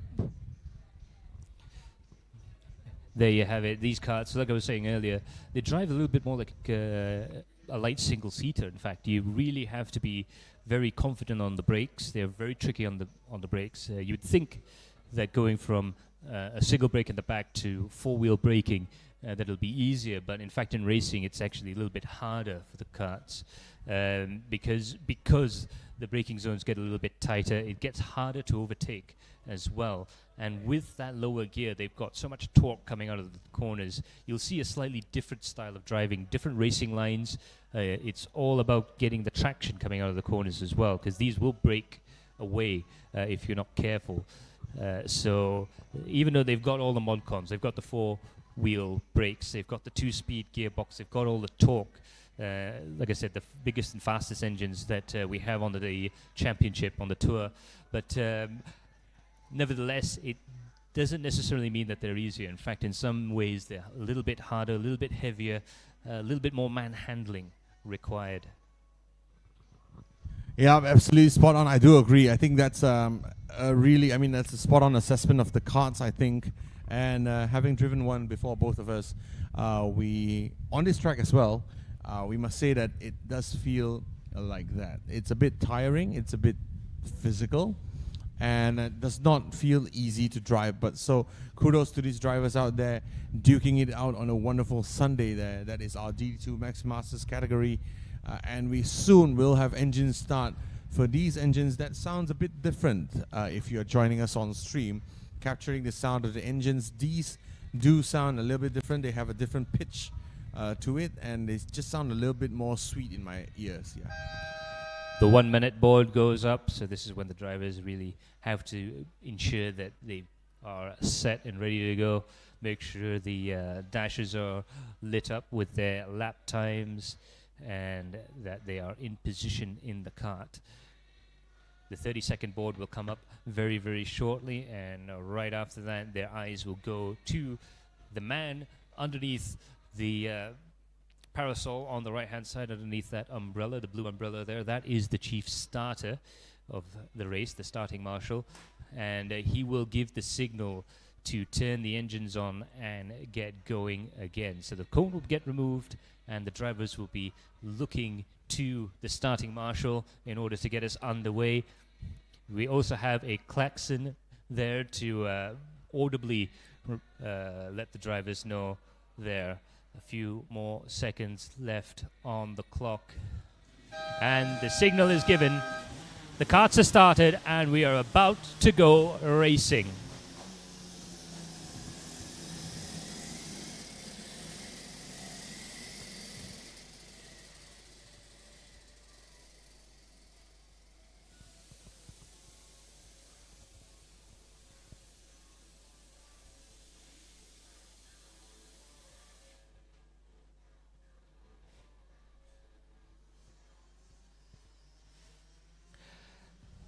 Now, as they go out onto the track there, it's going to be straight into a formation lap for a superheat with the full gridding procedure later on. We'll take you through that when we get to the finals after the lunch break. But right now, as you can see, these karts, you can see visually that they jump into and get out of the corners very quickly. But as you said, they're a little bit heavier, a little bit higher of a minimum weight requirement for the category there. So they're not quite as fast as the seniors. But I have to say they are an interesting type of driving as well. A new, more modern take on karting, diving underneath the bridge there. You can see the marshals are ready. You actually do have to drive these things quite quickly to get the temperature up. That's the other thing I've noticed with the DD2 kart, is you have to have a bit of commitment even on the warm-up lap. A little bit less forgiving than the seniors in some circumstances. Yeah, as Taylor Swift said, you got to shake it up. Yeah.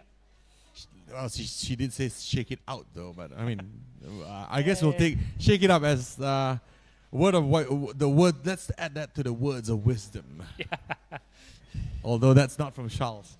But okay, so here we go. Race start. We're going live, and this will be led away from the grid by Kenny Ng in front, as well as Iskandar Ahmad Hadri, and behind him will be Ahmad Hadri Harris, as well as Darren Formosa. They go into the tram lines, straight down, it's green, we are racing there. Immediately lead change there. We have Iskandar already in the lead, and Kenny Ng is in P2 right now. Darren Formosa P4, and Ahmad Hadri Haris in P3.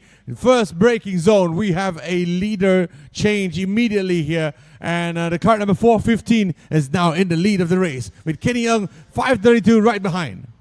Yep, there you go. That just goes to show how important the starts are, and they're a little bit more complicated with these karts. You have another shift to go from first to second.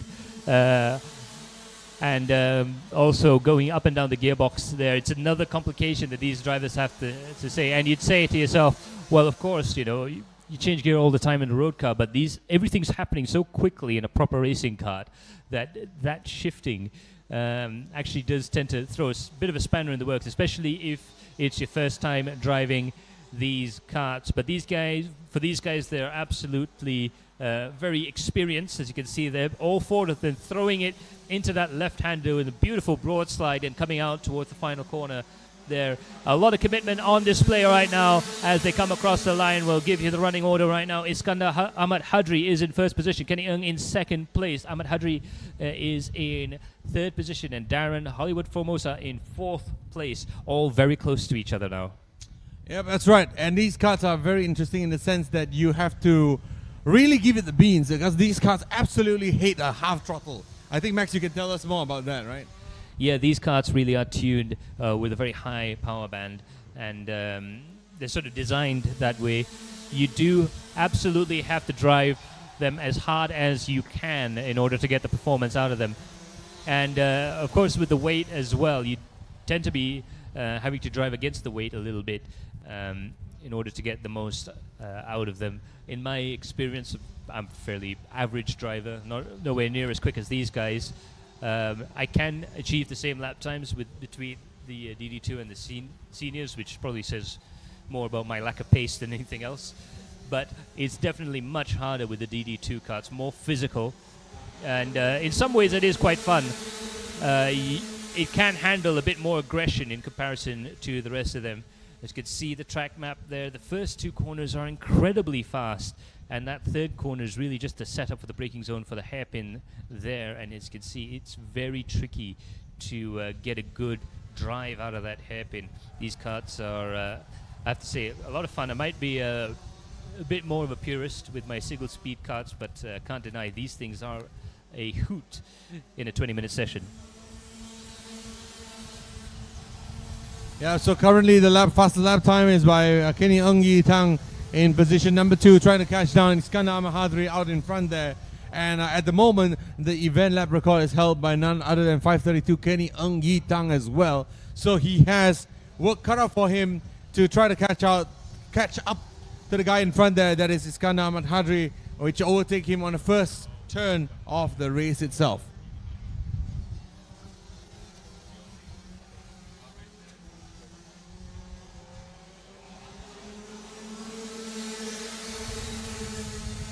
Yeah.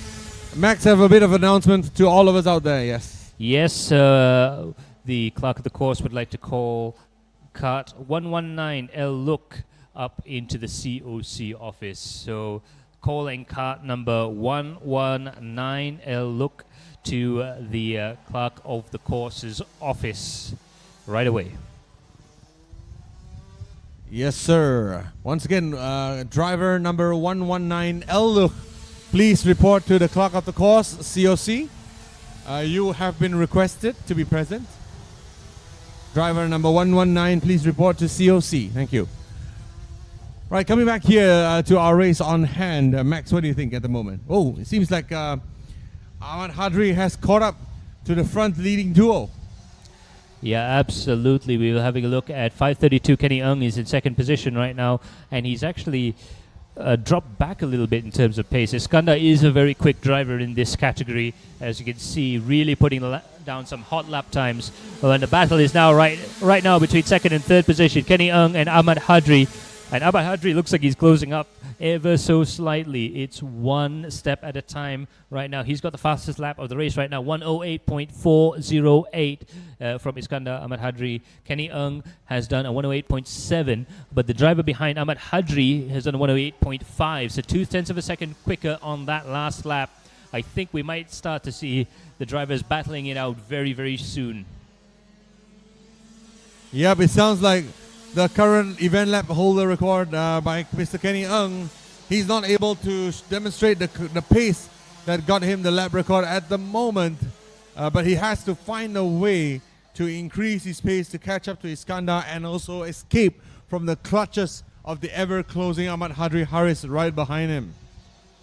Yeah, I can see there 532, Kenny Ng working at the wheel quite a bit. When these cars start to slide, Iskandar, Ahmad Hadri there. Daniel Hollywood also keeping in touch with the drivers and poised to take advantage of the situation as and when any mistakes arise.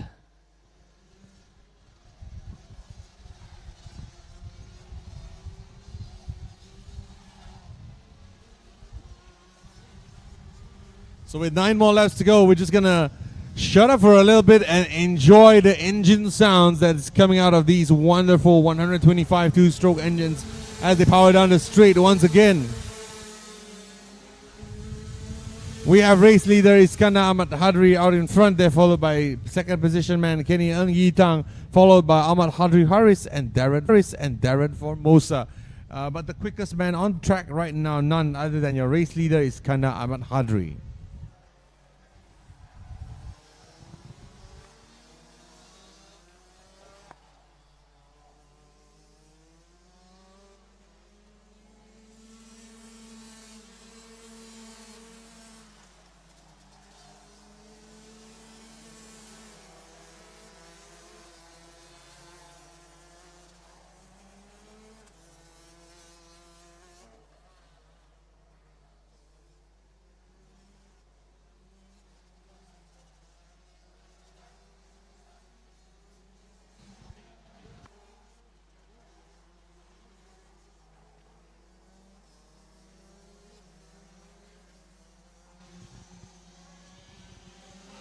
So the next time this driver crosses this lap, it will be 7 more racing laps to go, and the position is as such. At the front there, we have Iskandar Ahmad Hadri, followed by Kenny Ng Yi Tang, followed by Ahmad Hadri Haris and Darren Formosa, bringing up the grid as well.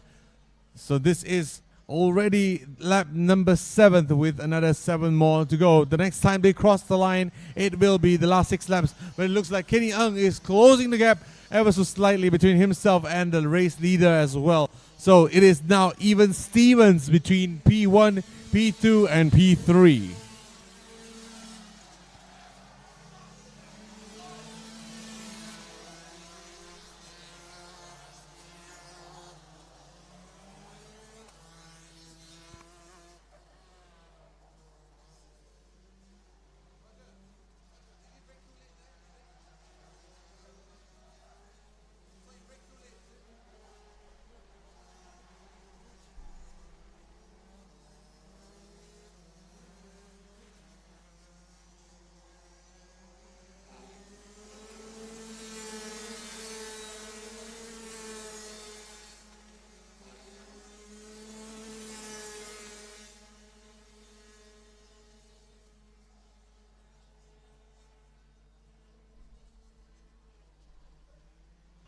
A little bit of overspeed earlier from the lap just now by Kenny Ng there, causing his gap to Iskandar Ahmad Hadri to build once again. He's just lost out a bit of time the other lap around here. As we look at the leader now crossing into the back half of the lap here.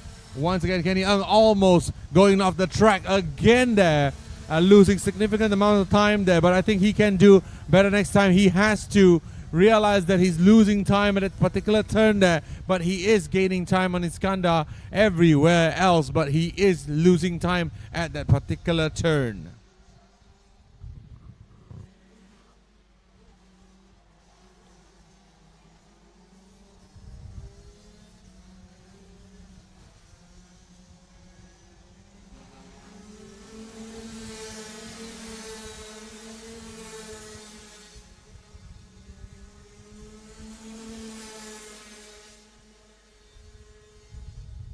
And Ahmad Hadri Haris closing the gap ever so slightly with a lap time of 108.350, 0.27 quicker than Kenny Ng the last time around. The gap behind him is closing surely, but slowly but surely. But out in front there, Iskandar Ahmad Hadri is just pulling out a gap, a little bit of a gap on Kenny Young every single time they enter the track. And once again, he is sliding it out ever so slightly into turns number 7 there. But he's going to try to make it up in the chicane area.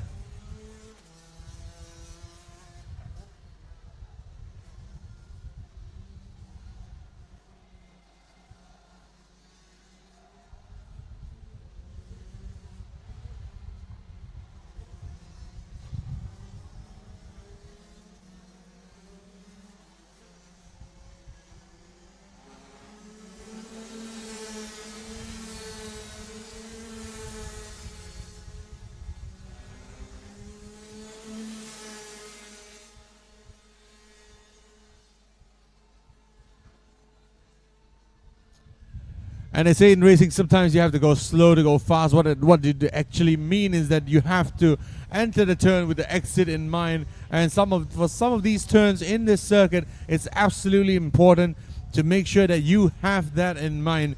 Because, like for example, on this back straight here, if you mess up your entrance to the turn, you will have a bad time coming out of this turn as well. So there you go. There you have it.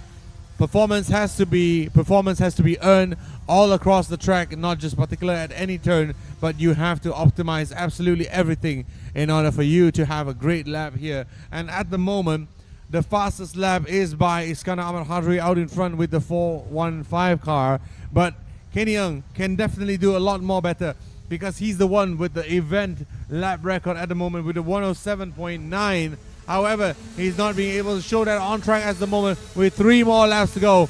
We need to see if there's a chance to make it up.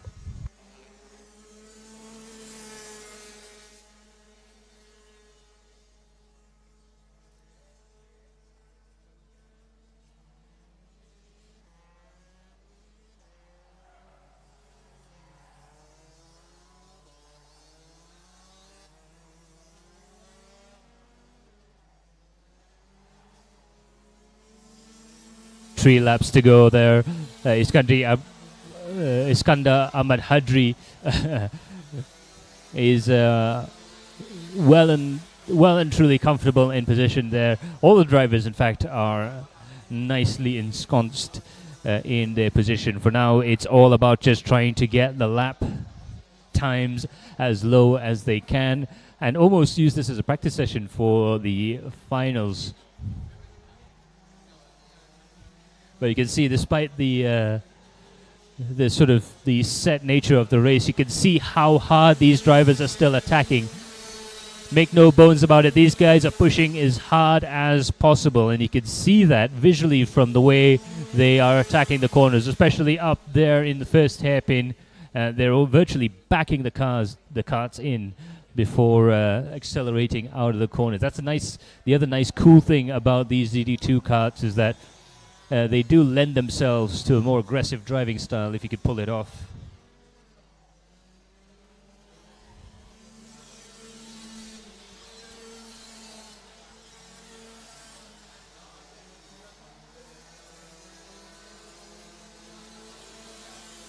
Again, with the sights and sounds of these karts there, the downshift as well.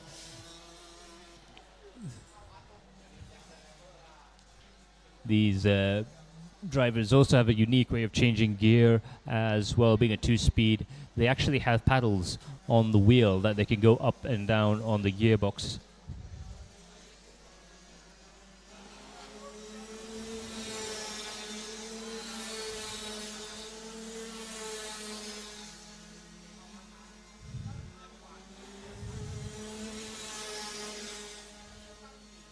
Up at the top of the track again. 2 laps to go. Sorry, final lap. I do apologize. 1 lap to go for Iskandar Ahmad Hadri, who just has to take it home now. Again, he'll be pushing as hard as he can, using this to gather data for the main finals. And he's doing a fantastic job indeed at the head of the field there. through the chicane one more time for this race under the tunnel through the triple left-hander, still showing admirable amount of commitment into that section, diving down to the braking point, the penultimate corner, and into the final corner, the long left-hand parabolica style bend that rounds out the lap onto the start finish straight and across the line for Iskandar Ahmad Hadri, your race winner for the super heats here in the Max DD2 and Max DD2 Master categories. Kenny Young is in second position, Ahmad Hadri in third place, and Darren Hollywood Formosa in fourth position. Great stuff there from all the drivers, and we can't wait to see them perform in the finals coming up after this. Just a bit of schedule information there.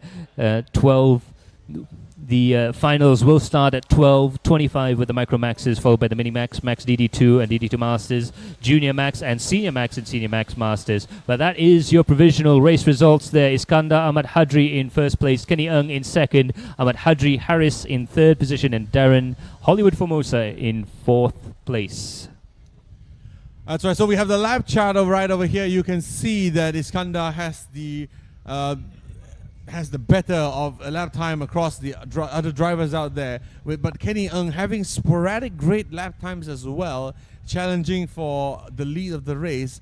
I think with some adequate coaching, he might be, and adjustments to certain racing elements to his race itself, I believe he will have a very good race come the finals. So this is the superheat, 14 laps of race, and for the finals, these guys will have 18 laps of racing. 18 laps, incredible stamina required for you to clock about 20 minutes consecutively along this track. It is a long race for drivers. Absolutely. And that is going to be it for the super heats in terms of the Max DD2. The first of the senior categories, first of the longer races, I should say, a 14-lap race. The next one is Junior Max. That will also be a 14-lap race, and we'll also get to hear from driver number 289. And driver 289, Kitinun Tapat, who will be joining us right after these highlights. That's right. Enjoy the highlights. See you soon.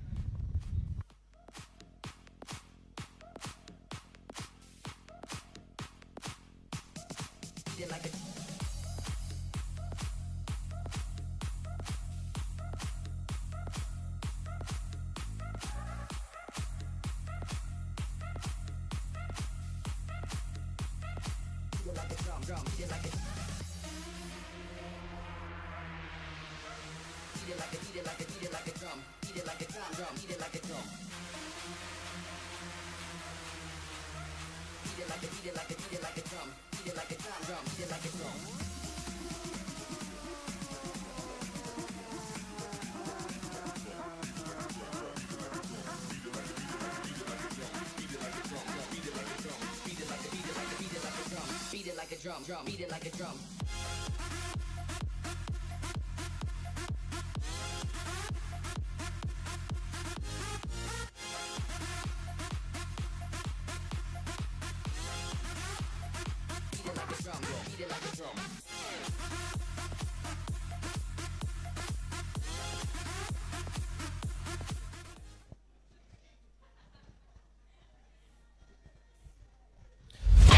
That was the highlights there.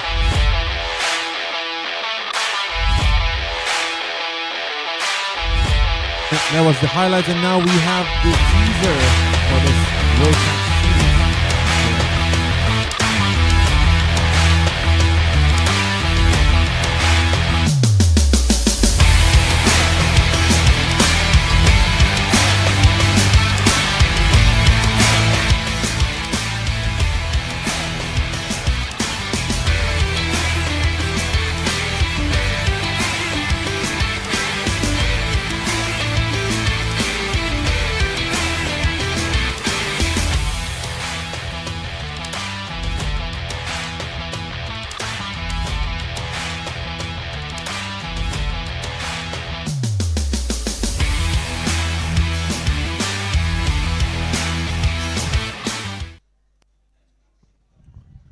So there you have it. That is the highlights reel of the Rotax track system as well.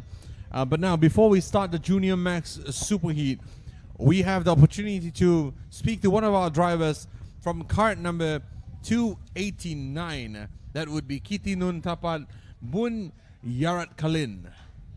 So take it away, Kiti Nun Tapat.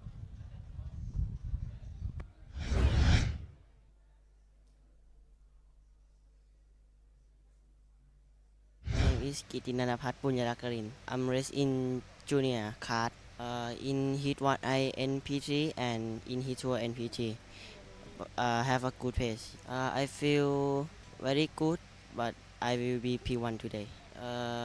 We will drive good pace and racecraft good for P1. I need a P1 in superheat and final to get the point to go to grand final. Thank you to MRC Racing, mom and dad and sponsor. Thank you.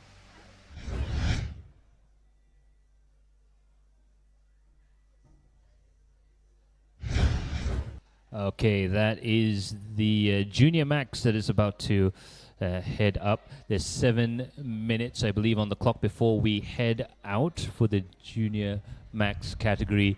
We will rejoin you right before the start of the race to give you all the highlights, but we're going to take a couple of minutes break before we get going. That's right. Junior Max is very exciting. Basically, yesterday we had the time of our lives commentating on this one, where Patapol was spun around at the beginning of the race there and proceeded to pick off his rivals one by one. And come the end of the race, he was in the lead of the race by just a few karts length. So a great race from all involved there. And yesterday we had fights, clear, nice fights, respectable and exciting fights between Sirpach, between Kitinon Tapat, between James Hunter as well. And at the back of the grid there, we also have Maxim and Medina, and they also had a battle between themselves, and that's very, very exciting indeed. So let's take a look at how this is rolling out. This is going to be coming next up. Junior Max in approximately 5 more minutes. See you in a while.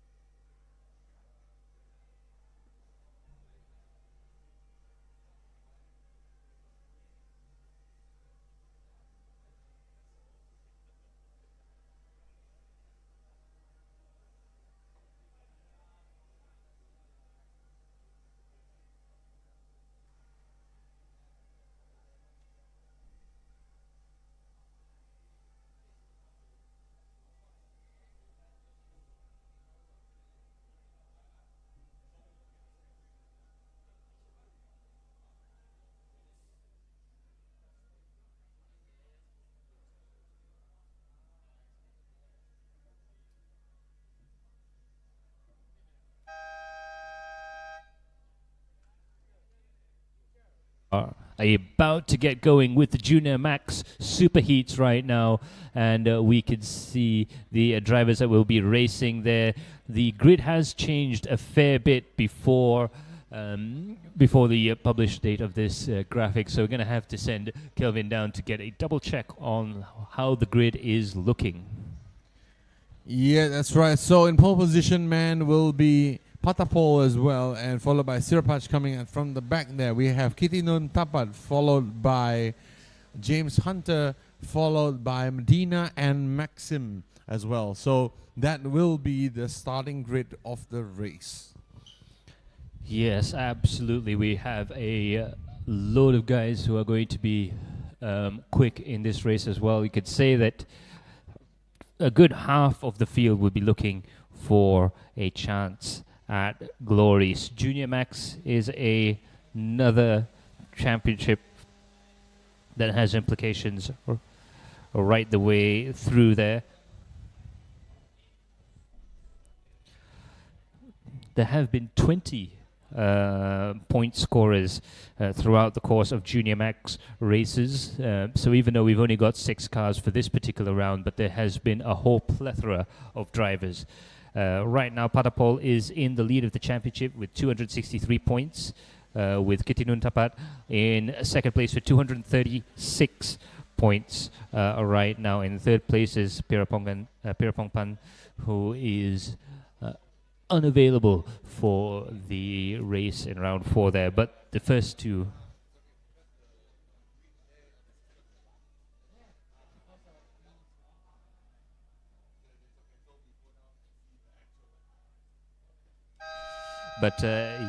yeah, anyways, just going back to the championship, we're just having a quick chat with the organizers. Just sorting out the timing system just in time for the start of the Junior Max Superheat, which is going to be a great race coming right up there. But again, the big story, Patapol and Kitinun Tapat are in first and second place, and they will be fighting for the championship and that all-important ticket to head on down. And in their particular case, they will be looking for a ticket to Kalane Karting Track in Macau for the event in January 21st to 24th, 2027.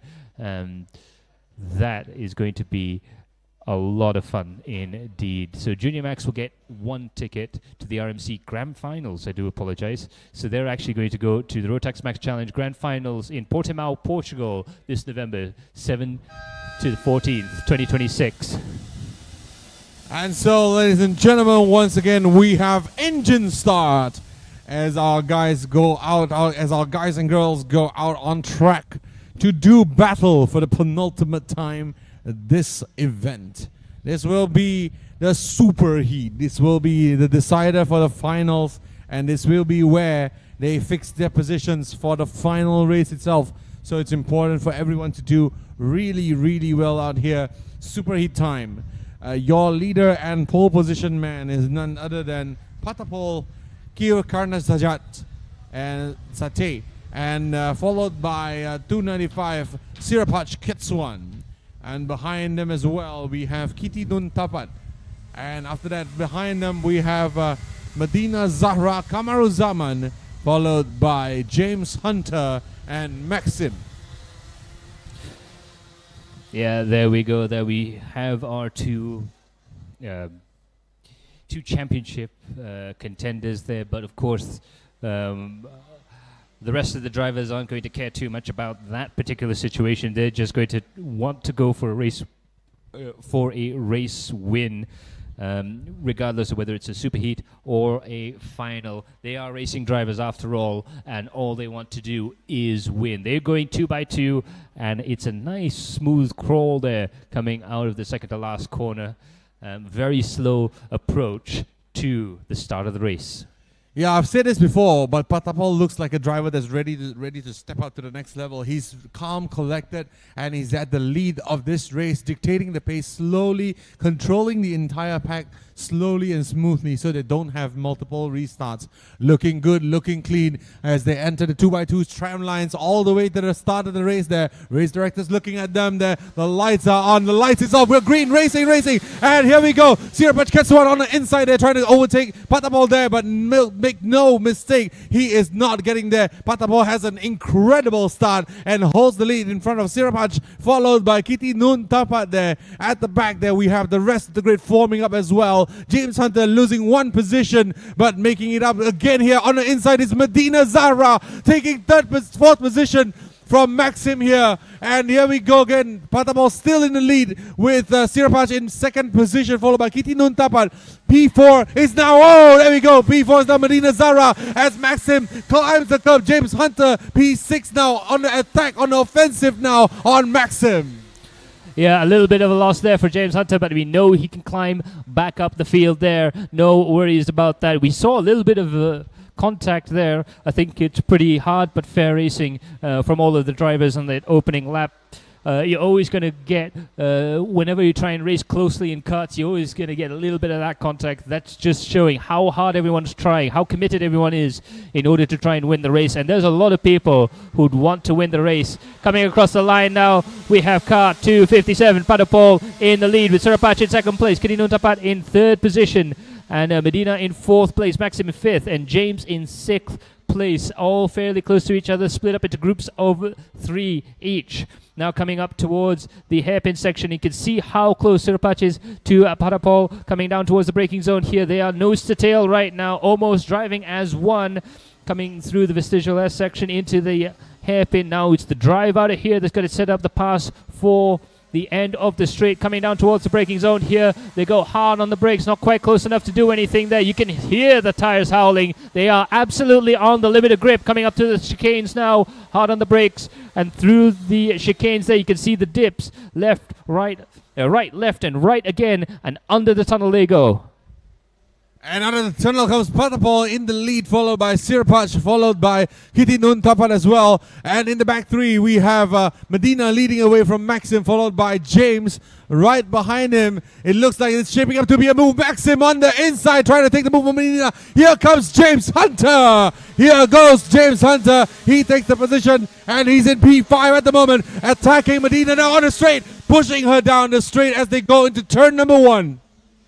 Brilliant stuff indeed there from James Hunter. He is on the burn, trying to get up through the leader, through the back markers and onto the front runners right now. But in the meantime, in the lead, Padapol has managed to go quicker yet. His last lap time of 1:10.280, 0.2 of a second faster than Sirapach. He is definitely responding to the pressure. Meanwhile, we're having a look at James Hunter on vision right now, hard on the throttle. Will he be able to overtake coming in to the hairpin? Not quite able to do it this time around. Meanwhile, up ahead, we have more drama coming up there. We see still James Hunter coming into the chicane there. He's trying to set up a pass going in to the tunnel section. Let's see if we can get the drive over the hill and into another place gained. Coming down the hill is Patapol, Sirapach, and Kitty Nun Tapat. And in the second 3 duo, we have here Medina leading away from James Hunter. But James has the run on Medina this time around in the final turn there. Will James be able to close the gap here? He is looking to be on the bumper of Medina anytime soon. Here we go. James Hunter into turn number 1 there. On the outside, on the inside now. He will look to pass Medina and the next turn there. Outbraking. Is he going to make it? Not quite this time around. But it's side by side with Medina, and they're really very close. Yeah, meanwhile in the lead there we see Sirapach has actually responded to the pressure that Padapol is gone out. Padapol had the faster lap the previous time around. This time Sirapach has responded with a 1:10.129, and as you can see, he is closing up the gap big time as well. We've got 2 sets of battle. Every single one of these karters out on track is fighting for something right now. So we have the top 3 absolutely pushing it to try and build up as big of a gap, and then in the second group of 3 we have James Hunter trying his hardest in order to get himself back up in contention for the podium places. Now coming around the final corner there, we see that is Padapol in vision right now. 257 driving the kart out as hard as he can, still trying to build up a bit of a gap. Padapol has responded, 1:10.097. He's got the fastest lap of the race right now, and it looks like this race is just starting to heat up. There's and 10 James laps Hunter more of this. with the speed advantage on the inside on Medina, taking the 4th position by the first turn there, holding it into the second turn as well. Well done, James Hunter. Now here comes Maxim into the fight as well. Maxim also overtakes Medina in the same 2 turns. Now Maxim's on the hunt there. He's side by side with James for 4th position. He's into 4th position is Maxim. Brilliant bit of driving there from the second group of 3. And coming down towards the braking zone here, it's still all up to... Whoa, big sideways moment there from the kart at the back. And just about managing to keep it in a straight line there. Brilliant bit of driving from all three of them to avoid an incident. But that just goes to show how hard they are pushing right now. Meanwhile, in vision, we see 257 going over the crest and around the second to last corner and into the final corner there. It's all about the drive coming out here. Now, Padapol and Sirpach have been trading fastest times. Let's see what the pace is like. Coming across the line there, Sirpach has responded 109.909. The first person into the nines there, just about. So what is going to be Padapol's response to that? Right now, James Hunter is in fourth position. Brilliant bit of driving between all three of these karts. It's still not settled yet, further behind. Here we go. Sirapach is a man on the hunt there. He's going to try to chase down Patapol. But here we go. In the second trio is James Hunter, and Medina has once again passed Maxim. So 4, 5, 6, you're looking on screen right now, signaling, let's go get them in front there. If they continue fighting, we might still have a chance. But the gap between P4 and P3 is enormous. They've spent too much time between themselves, dueling out on track. And now the top three is far away from them. But the race is on between second position man Sirapach versus Panapol out in front. Indeed, and that's where you can see the effect of trying to go wheel-to-wheel racing. You have to be decisive with your passes and you have to make the moves stick, because when you start to battle side by side, you tend to lose out. And that's where the group up ahead managed to get the advantage they have. It's not a pace advantage so much so as it is the fact that all the moves that they did stuck. Padapol has also gone into the 109s now, 109.8 right now. Meanwhile, we have in our sights Medina pushing very hard to try and keep Maxim behind him. And absolutely fantastic bit of driving. Again, all through the field. It's brilliant stuff. Yes, indeed. But your fastest man is none other than Patapol out in front there. We don't have a back-to-front experience this time around, because Patapol has maintained a consistent lead over the control of the race here since lap number 1. But we still have only 8 more laps to go. Let's see, Sirpach is going to cook up something, because I can smell that he's about to plan something to attack Patapol. Yeah, it's all about the lap times right now, diving down into the left-hander and around the final corner there. Absolute max attack from all of the drivers. James Hunter has actually managed to open up a bit of a gap there. He's looking a bit more comfortable, but 257 comes across the line and 295 in second position there. So your current positions, Padapol, Sirapach and Kitinun Tapat in that first group. Now it's James Hunter coming across the line in fourth place, followed by Maxim in fifth and Medina in sixth place. Brilliant bit of driving from all of the drivers right through the grid there, but the battle is still between Padapol and Sirapach. Looking at the last lap times there, it is very close indeed. 109.999 plays 109.867. So that goes to show how tiny the margins are between these top two drivers. Yes, and these three are in a class of their own. But here comes P4, James Hunter, with a lap time really similar to the three leaders out in front there. One is wondering what would have happened if he had the space to move forward, but that's what will happen in the finals, because James Hunter will now, if it finishes this way, will now start in fourth position come the final race.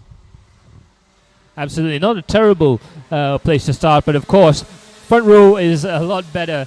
And as we can see, Kitinun Tapat a little bit further behind now. They're starting to spread out. Padapol really putting the hammer down.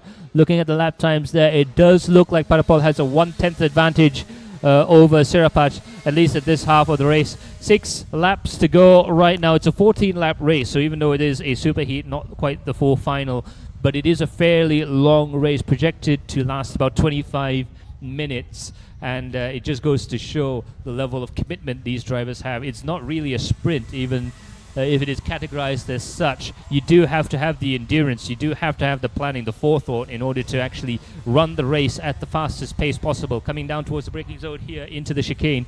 Now what you notice with this chicane is that it's very difficult to neutral steer the kart through there. There's dips, a little bit of change in track surface going through that section. Through this fantastic triple left-hander and into the braking zone right now. You can see how committed the karts are. They're braking so hard.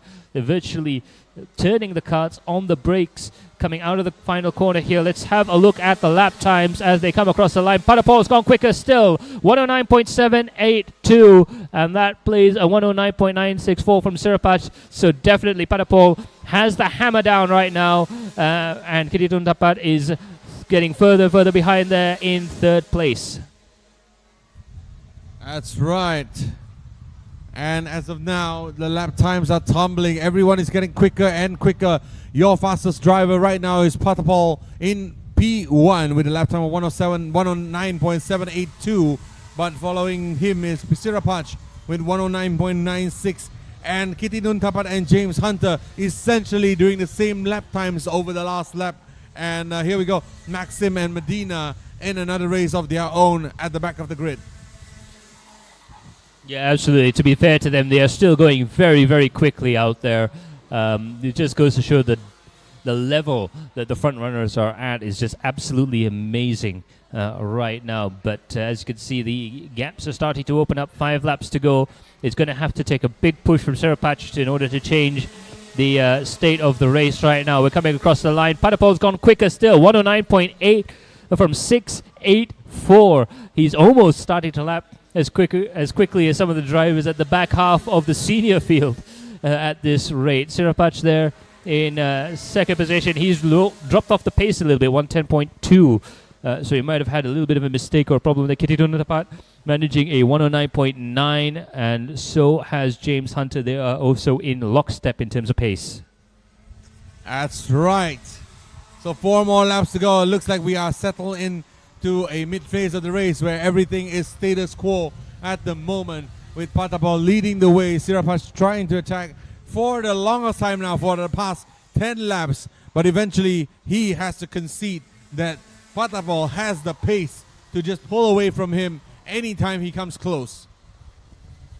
Yes, absolutely, and you can see that is going to be very important for their championship aspirations there. Sirapach is a little bit further behind in terms of the point standings, but that a good result here would still mean that he'll gain some positions. 109.630 for Padapol. He's still setting fastest laps right now, really driving home his dominance of the race. So for 1.8 seconds, the gap between first and second place there. But like I said, Sirapach, he's in 5th currently in the standings, so he would have a chance of gaining a couple of spots if he does well in this particular race. Padapol in first position in the championship as well as in the race with 263 points, playing 236 from Kititun Tapat. Kititun Tapat, of course, in 3rd position right now. He's going to lose. The gap is going to get a little bit bigger, so he's going to lose out a little bit coming into the finals, but it's still all to play for. And Padapol knows this. He's going to be pushing as hard as possible from now until the end of the weekend to try and drive home his advantage. Yes, and the gap is building between Kititun Tapat and the rest of the grid itself. The gap is increasing and incredible. It's now 13 seconds between James Hunter and the leader of the race there. And it's also 11 seconds between James and Kititun Tapat. So the lead is definitely out there and growing with every single lap as we speak. It is a confidence race after all, and the front 3 is absolutely confident in their driving. 2 laps to go right now, and there's no real sign that Padapol has let off the gas there. 109.6 was his last lap time, and as you can see, Sirapach is consolidating second place. So right now it is just a case of trying to maintain position. We see 237 coming into the hairpin there. Actually, it does look like Sirapach has dropped back quite a bit. In fact, Kititun Tapat has looked like he's actually caught up to Sirapach and coming into the braking zone there. Now, Kititun Tapat really wants to get as good of a position as possible within this race. So we have our race leader coming through, the triple left-hander up at the top of the hill. He'll go over the crest. The kart goes a little bit light just before they get into the brakes. A flick to the left to get the kart set up. Now for this long right-hander. Hard on the gas as early as he dares. And across the line, let's see what he can do. Meanwhile, the battle is now in second position. Sirapach and Kititun Tapat have gotten really close to each other. It's the final lap, the last chance for those two to battle it out. I fear it might be a little bit too little too late, but let's have a look and see what's going to happen next. So Sirapach has slipped from the back of Patapol into the hands of Kitinun Tapat. He is getting really, really close to Sirapach, and we might see something happen before the end of the race here as Patapol goes one more time into the second back half of the straight of the lap here. Patapol has been your leader, dominant across the entire race series, dominant across 14 laps, and dominant across this, not just this race, but yesterday's qualifying heat as well. And that is your race leader at the moment, Patapol. And he's coming over the bend, under the crest, and navigating the last turn one final time this time around to come and cross the line to win the race. Your deserved race leader is Patapol, crossing the line, taking a win, followed by Sirapach and Kiti Nuntapat. And in just a short while, we have position 4 coming as well, crossing the line, and that is card number 238, James Hunter. Yeah, and further back we see the battle between Maxim and Medina has indeed been resolved in favor of Maxim there. But brilliant race there from Patapol, who managed to hold on to first place. Sirapach just did enough in order to keep that gap, maintain that momentum to Kitinun Tapat, and just about managing to make that work. But that was a story in and of itself. If this race was a couple of laps longer, if this was the final, I think Sirapach would have been in a little bit of trouble. But that is your provisional race results there. Patapol is in first position for RL Karting. Sirapach Ketsuan in second place for Stratos Motorsports. And you have Kitinun Tapat for MRC Racing in third place. James Hunter is in fourth for 7 Racing. And Maxim in fifth position for Stratos Motorsports, and in sixth place Medina for Premier One International. So the lap chart shows clear dominance by red line, which is Patapol there, with a lap time advantage almost every lap from lap 5 onwards until the end of the race there. In the beginning, it was a slice and dice. There was a movement of lap times between the front 3 of Patapol, Sirapach, and Kitinun Tapat. But as we enter lap number 6, it is all Patapol as he sets fastest laps after fastest laps. Finally hitting it at lap 11 with a lap time of 109.6, as what Max said. This is as close as it is to a senior kart already. So this is impressive pace from Patapol out there. So there you go, ladies and gentlemen. We leave you with the highlights coming up soon.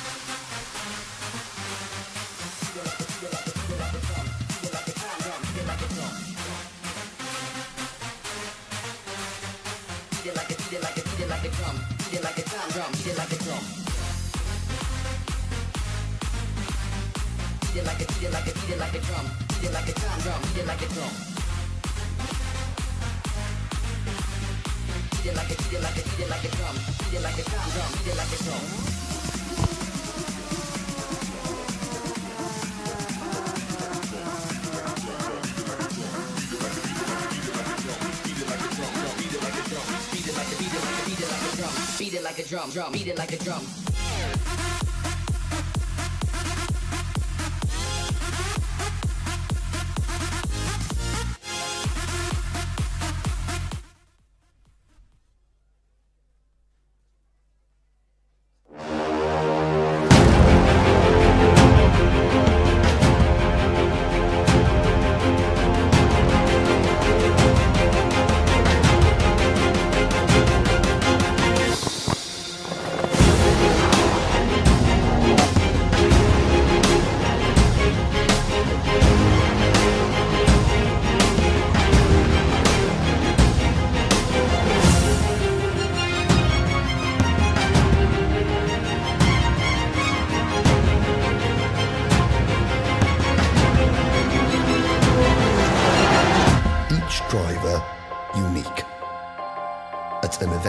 designed to make you equal.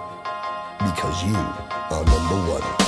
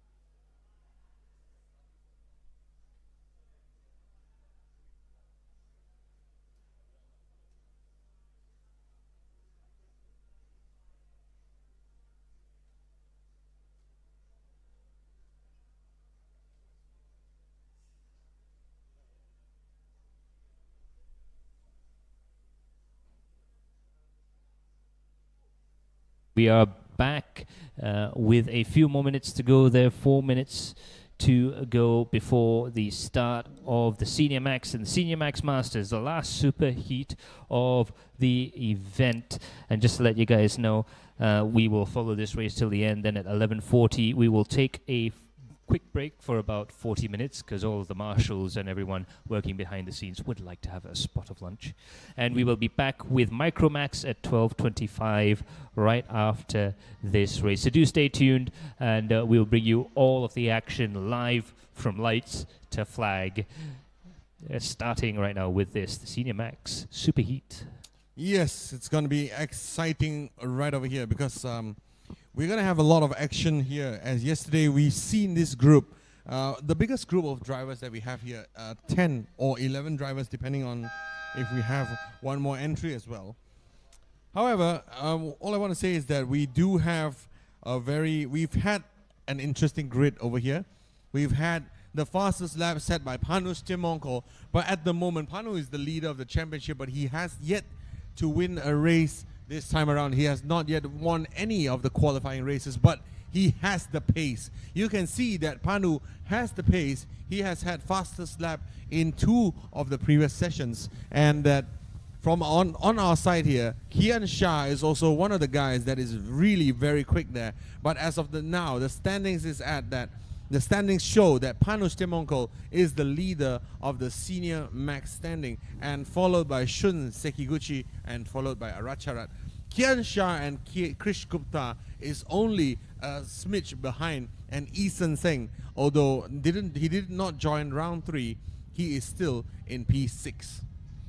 But yeah, there you go. There isn't that much gap between the top drivers there. Panu Stianmokong definitely is in a driving position in terms of the senior max points standing, but Shun Sekiguchi still has an opportunity to close up that gap. The big story, of course, is Kian Shah and Krish Gupta, the two drivers from India, very close to each other, 4 points separating them. There's still battles up and down the board here as well. Quite a few absentees this time around. We've had 24 drivers in this category throughout the course of this event. Now, having a look at the starting grid there, we will send our spy over there with our entry list to check on the grid as it is down at the track. Yeah, so your leader and pole position man, none other than card number 307, that is Eason Singh, followed by Panush Temonkol to his left. And behind Eason, we have the card number 320 of Kian Shah. And on his left as well, we have 333 of Shun Sekiguchi. Behind, we have 364 of Kojima Sera, followed by, on her left, that would be the card number 368. 369, I apologize, of Krish Gupta, followed by 395 behind of Racharat Anatakan, and followed by card number 345, that is Miguel Quinones, and also card number 301, Randall Ng, and rounding up the entire grid is 388, I apologize, Po Ray Sen.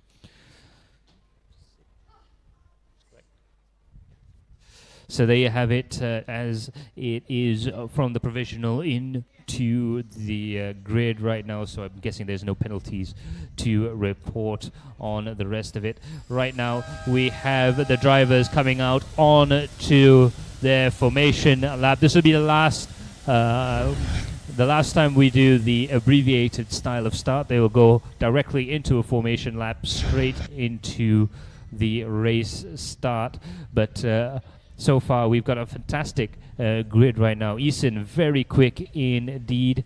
And also we have Kian Shah, again, Krish Gupta, both of them looking to have the upper hand. I think both of them are driving for RL Karting, so that's another teammate, intra-team battle that we could see as well. Shun Sekiguchi is second in the championship. He will be wanting a good result to at least confirm his second place, if not try and challenge for first if Panu has any issues. But Panu Stiamongkong, definitely the favorite alongside Eason there. Yeah, so here you go, the front of the grid, Eason Singh, followed by Kian Shah, followed by, Panush Temonkol, followed by Kian Shah, followed by Shun Sekiguchi behind him as well. We have Krish Gupta, we have Kojima Sera, we have Miguel Quinones, and rounding up the grid, we have Po Ray Sen, and also Racharat Anatakan as well.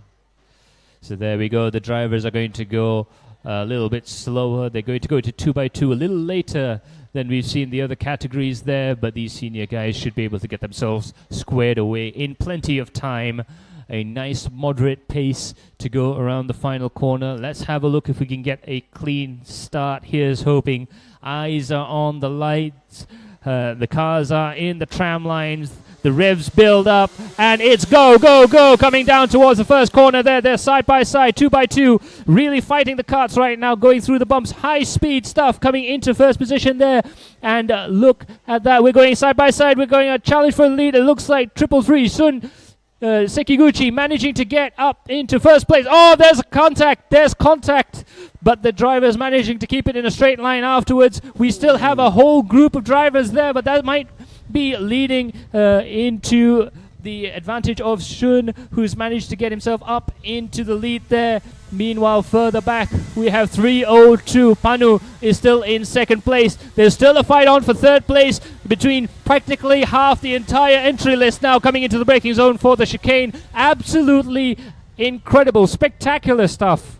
Mayhem is the way I would describe it. But here we go. Shun Sekiguchi started the race in third position, now in P1. And following behind him, Panush Timonko, following closely behind. The second row of the grid, the second column, started better. So our leader is under pressure there. 307, Eason saying was the fastest guy on the track, was the fastest racer. But now Eason has to work from P3 coming up. And Seira Kojima, one of the absolute winners of the first lap there, went from P6 initially up to P4, but initially up to P3, now dropping back one position behind Eason to P3 there.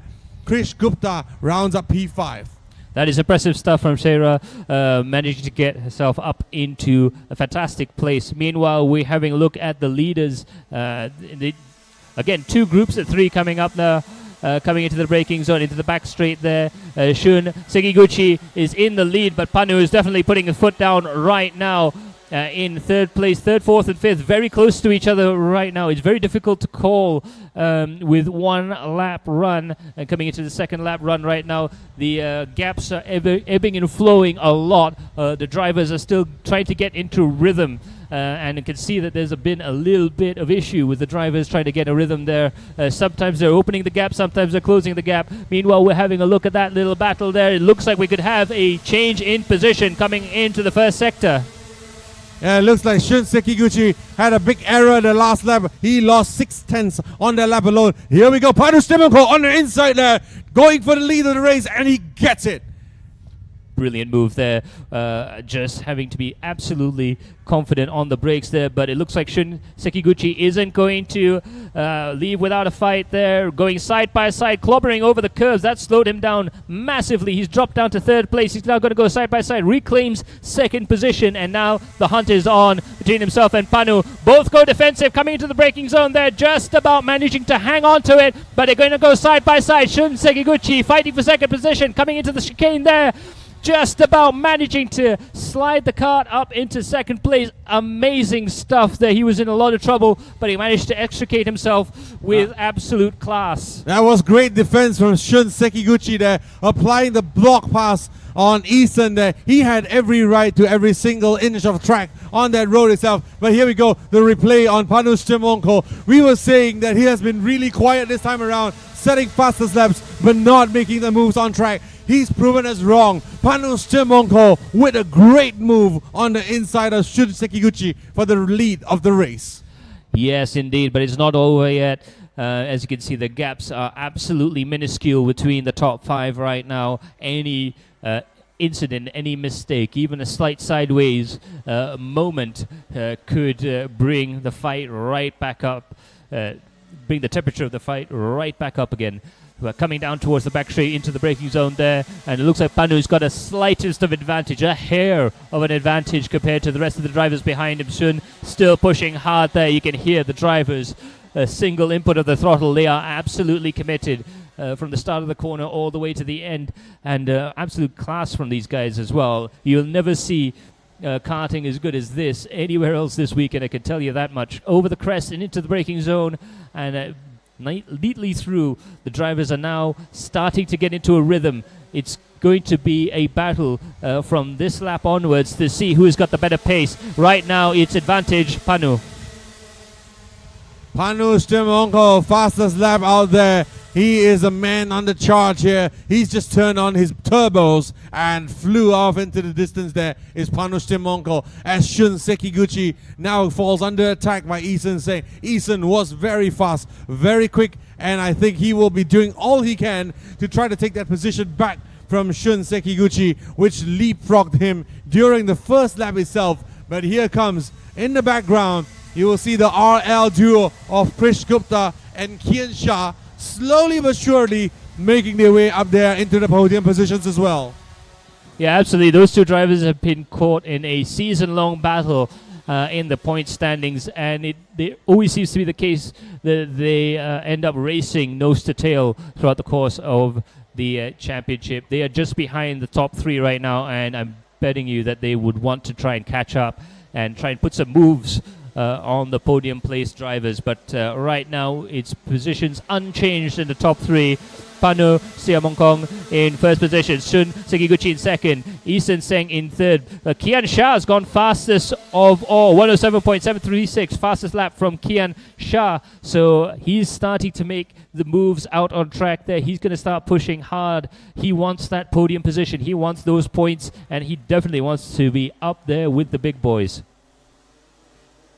Yeah, but great control race by Panu in front at the moment right now. He's been great. Once taking the lead, he's never looked back with 9 laps to go. Panu looks comfortable in P1, and he doesn't look like he's going to give up that spot anytime soon. It's Panu Stimonko. But following Panu, we have Shun Sekiguchi also closing the gap, but Eason Singh is going to be the one that is going to try to put all his moves, all of what he can put on the drivers in front of him. Yeah, absolutely. And we can see there that the gaps are starting to open up just a little bit between the 5 drivers, but they've also sort of equalized a little bit. So you got 1, 2, 3, 4, 5, 6 karts, 7 karts even. 7 karts in with a relatively equal spacing. Shun Sekiguchi has gone fastest of all, 107.662. So it's incredibly tight between all the drivers. Now Shun is the one on the attack, 0.4 of a second between first and second place.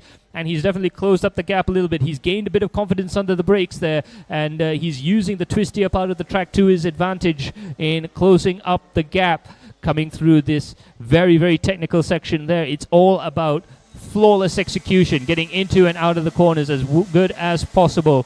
Now coming through the hairpin and into the second half of the track. He's going to come under the brakes there and really push through this technical sector. It's all fairly high speed after this, going through the tunnel and an exhilarating part of the track. Absolutely as hard on the gas as possible through the 3 left-handers over the crest and into the braking zone. Yeah, Shun is closing the gap ever so slightly now. The gap was 0.412 as they crossed the lap, as they crossed the line to finish the lap. I think this gap will definitely drop. It looks like the current gap is now only 0.2 seconds behind. So Shun Sekiguchi with one more fastest lap around the circuit. He is the man on the charge there, Shun Sekiguchi. The 333 kart is really quick at this stage of the race here. Yeah, I would suspect that within the next 2 or 3 laps we might see some fireworks from these 2 drivers. In fact, maybe even a little sooner than that. It looks like Shun Sekiguchi is really pushing very hard indeed. But Eason is coming along for the ride as well. Eason, we saw he was very quick during the qualifying heats. Not as quick this time around, at least not yet.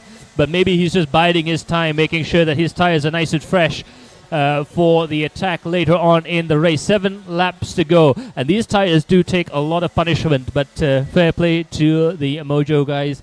They make a fantastic product, a very raceable product out there. Pushing the tires to the limits is no problem, but of course, regardless of how good the tires are, you do need to look after them, especially across a 14-lap race, and later on we'll have an 18-lap final that these guys will have to do. Coming across the line there, let's have a look. Panu still in first position, but Eason Seng is now the fastest driver out on track, 107.559. The top 3 are closing up right now. Just having a look at the pace, and is 107.7 from the first 2 drivers, and it's Eason 0.2 of a second faster than the leaders on the last lap. This could come to a head very, very shortly. Yes, it's the pack is being bunched up together as Panu is just losing a little bit of pace down the back straight here. It's going to be a fight at the braking zone there as Shun Sekiguchi is aggressive into the braking zone there. He's now on the bumper of Panu Stimonko in front. Panu's lost a bit of pace this time around, and Shun Sekiguchi can smell the exhaust from that engine right in front of him. He's going to be close to make a move anytime soon as they head up the hill and come down the crest once again. When will be the right time for Shun to be making that move? That's going to be the question right now. He needs to make it in a place where he can defend immediately afterwards. We've seen switchbacks work very well around this track here, and just because he managed to get that position doesn't necessarily mean that you'll be able to keep it once all of the battling has shook out. Look at that, sending it on the inside. Brilliant maneuver there from Shun Sekiguchi. They're going to go side by side into the next hairpin. He manages to defend. They're still side by side. Shun Sekiguchi with the slight advantage in terms of track position. He manages to take it, and just as cherry on top, Eason Cheng managing to get himself up into second place. That is a complete inversion of the top three now, or half an inversion coming into the brakes there. It's still not quite over yet. Eason really wants to have that race win. They're very close indeed. I sense some drama coming up.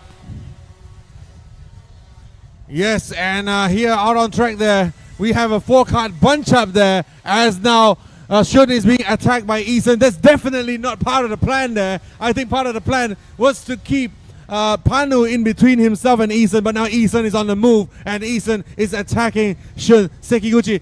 Panu Stemonko now on the outside now. He will have the racing line coming onto the main straight there. Who will have the top speed to out-drag themselves out into turn one. Oh, here we go.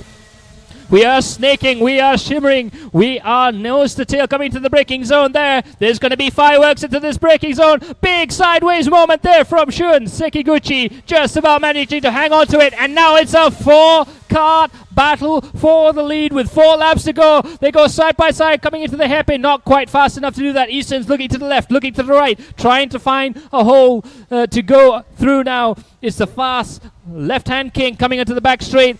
And it's going to be absolute drama into the braking zone there. All 3 drivers getting a little bit sideways. It's all mixed up. And it's Pado. It's Pado. 307 managing to get into the lead there. All 4 drivers sliding wide from the apex there. And it was Hutes wins. And it looks like we have a new race leader. Panu Stemonko absolutely calculated that move. And you know who went with him? Kian Shah. What a great move. Overtaking 2 drivers in one turn where the stakes are at its highest absolute peak. This driver has made it work for them. But the race is far from over. We still have 3 more laps to go. Kian Shah making up the positions and Apanu is up in front. Kian Shah going for the lead of the race right now.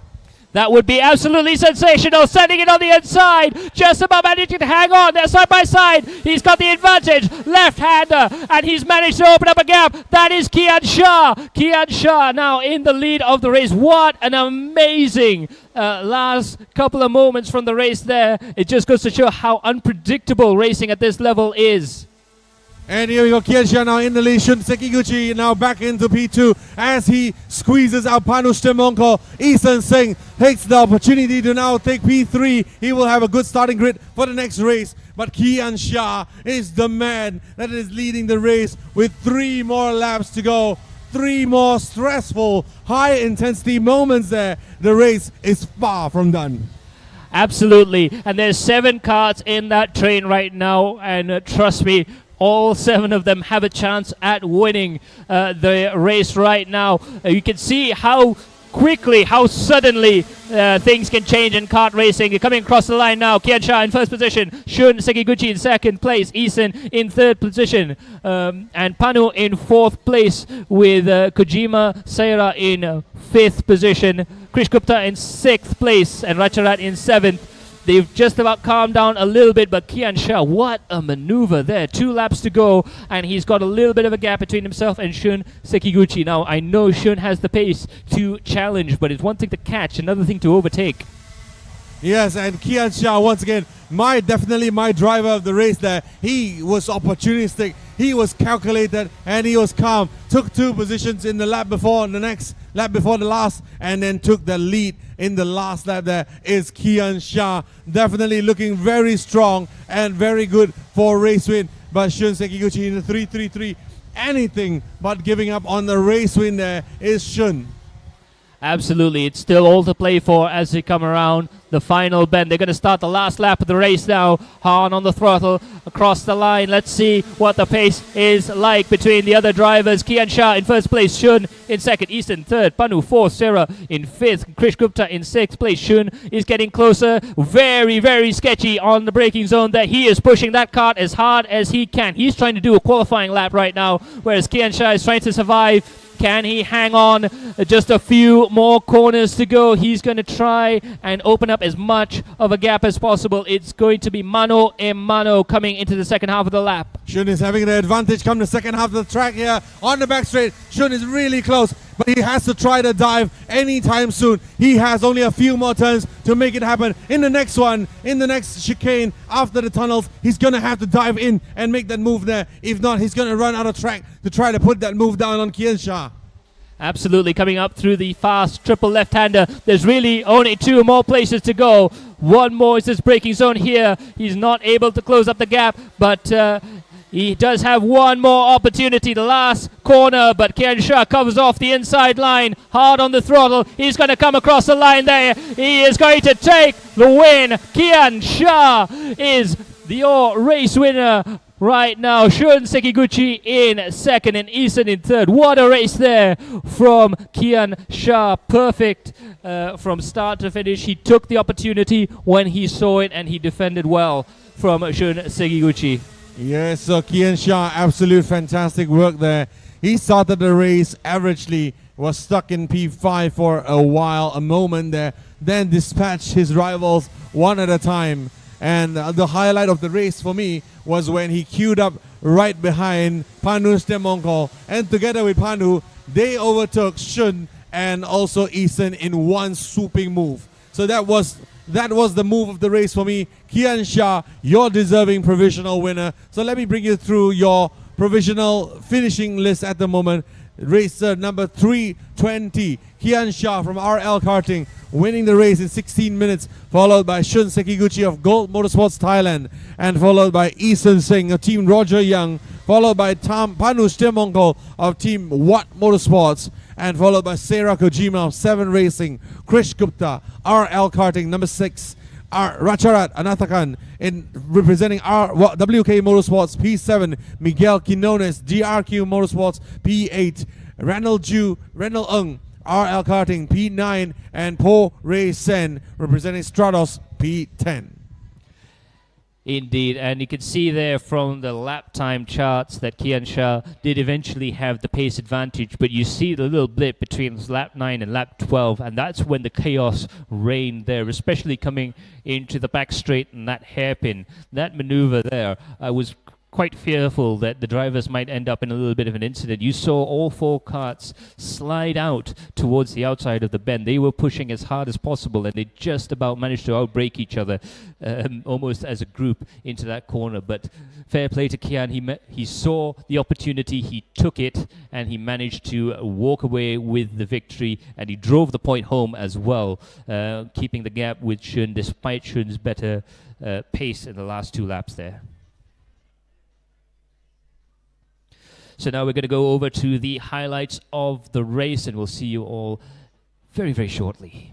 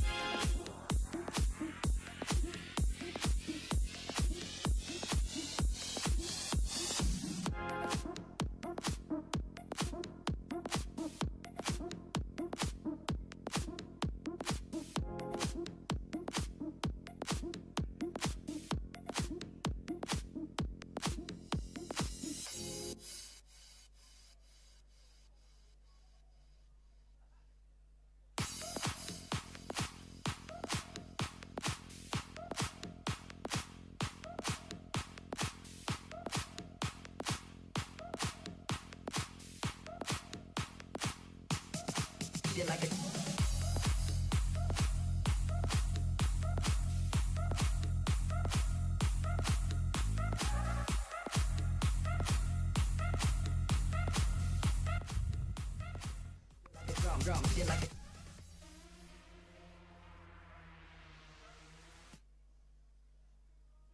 Distinguished ladies and gentlemen, would like to announce that Max and I, and in fact the entire crew, will be away for a short while. Absolutely. We will be back very, very soon after our lunch break, about half an hour's time. So do stay tuned. The next race is scheduled at 12:25. We'll join back online just before then for Micromax, and then Mini Max, Max DD2 and DD2 Masters, then the Junior Max and the Senior Max and Senior Max Masters. We've got an entire afternoon of incredible racing lined up. Stay tuned. So if you miss all of the race so far, you don't want to miss this one. So this will be the finals that we have here at RMC Asia Trophy round number 4 here. And if you've missed the exciting action this morning, you don't want to miss this next one coming up. So we'll see you at 12:15, where we have a series of exciting programs lined up for you, and check in with you at 12:15 then. See you then. Bye-bye.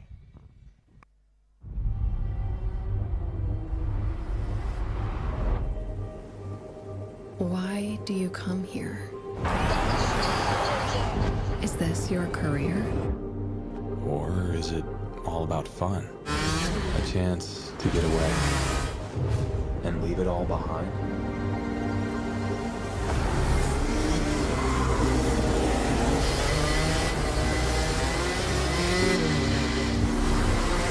Or do you chase your personal best?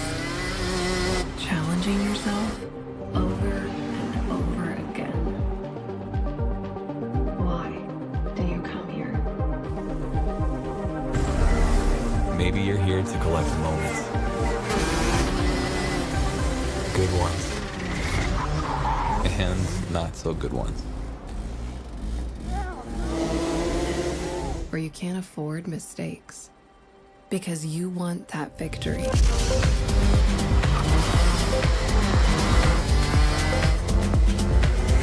It's all about this one moment when the hard work finally pays off.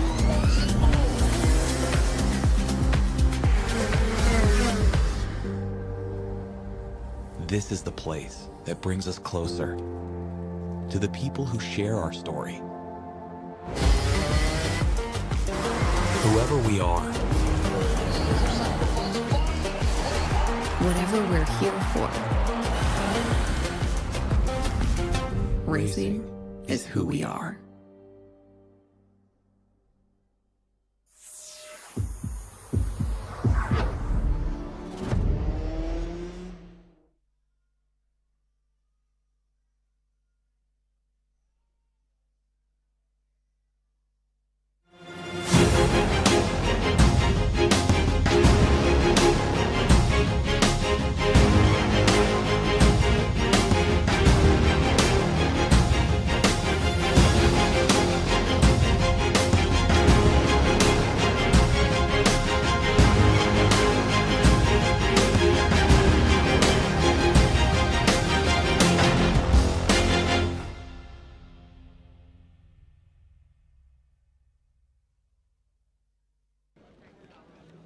Winning is everything, but it is not the only thing.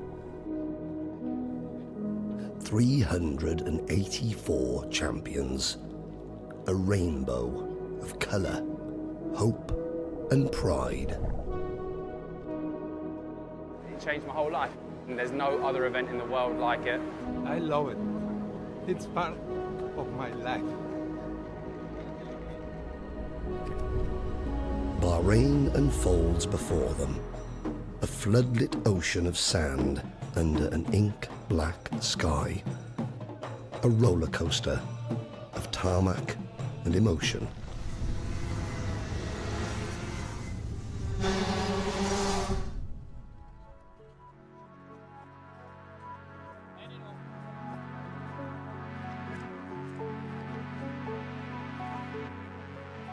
Months after month they have toiled in every country, every track, in all conditions, to grasp hold of their prize, their ticket, their golden opportunity.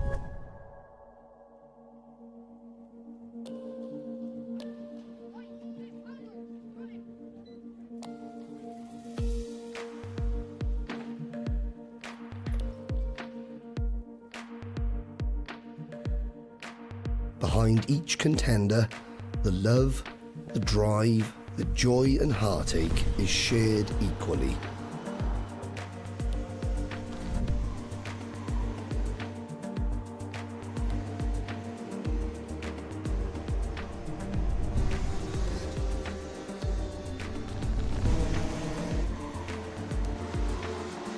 The time and sacrifice is all of ours. Each moment, each race is felt from afar, from the pits, the stands, the grid.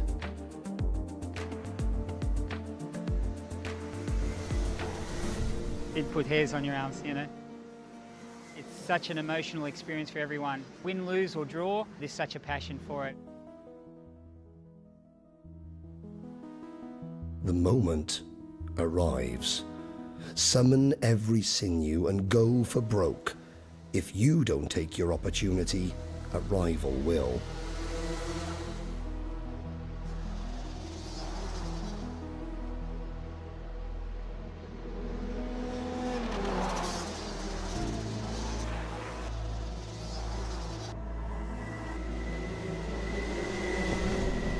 Glory, triumph, victory or defeat, all flash by like a feather blowing on the hot breeze. With every grand final, a champion is crowned, standing tall on the shoulders of us all.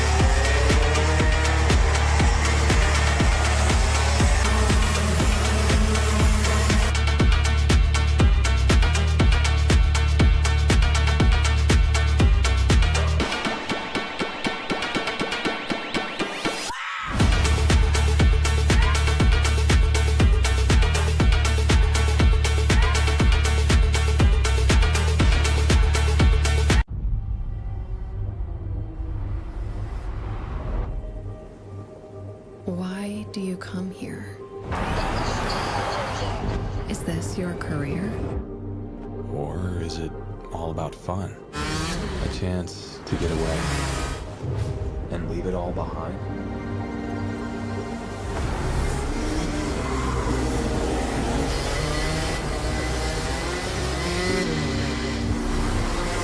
Or do you chase your personal best, challenging yourself over and over again? Why do you come here? Maybe you're here to collect moments. Good ones. And not so good ones. Or you can't afford mistakes because you want that victory.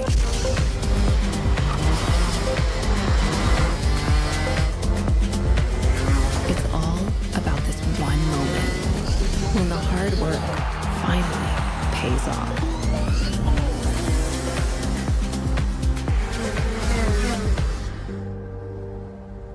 This is the place that brings us closer to the people who share our story. Whoever we are, Whatever we're here for, racing is who we are.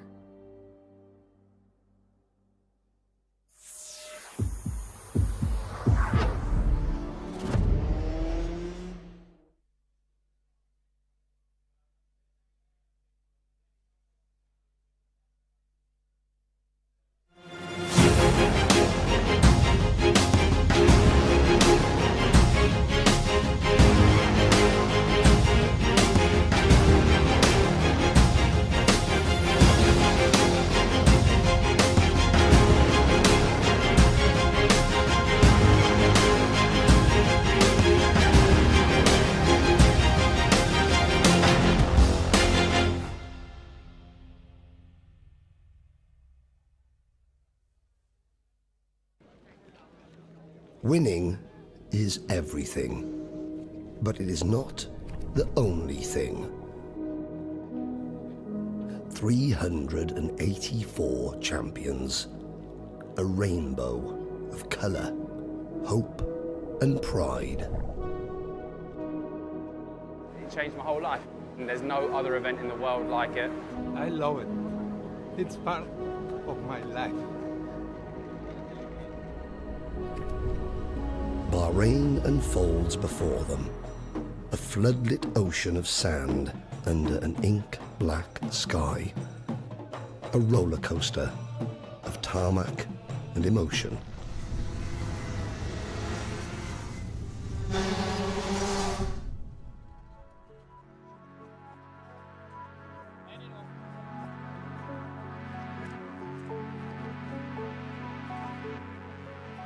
Months after month they have toiled in every country, every track, in all conditions, to grasp hold of their prize, their ticket, their golden opportunity.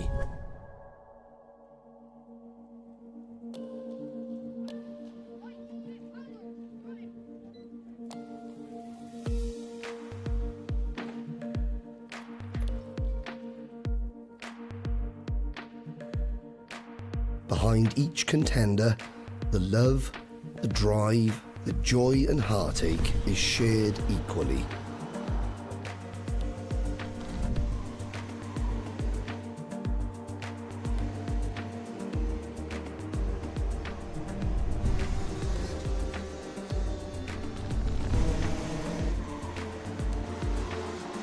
The time and sacrifice is all of ours.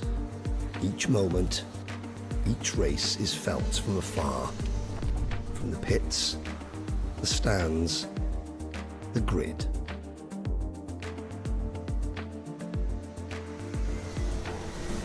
It put hairs on your arms, you know. It's such an emotional experience for everyone. Win, lose or draw, there's such a passion for it.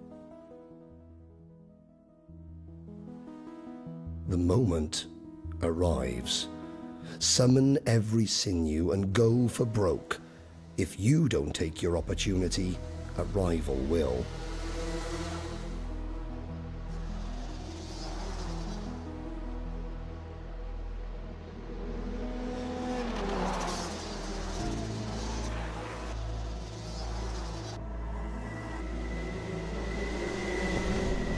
Glory, triumph, victory or defeat all flash by like a feather blowing on the hot breeze.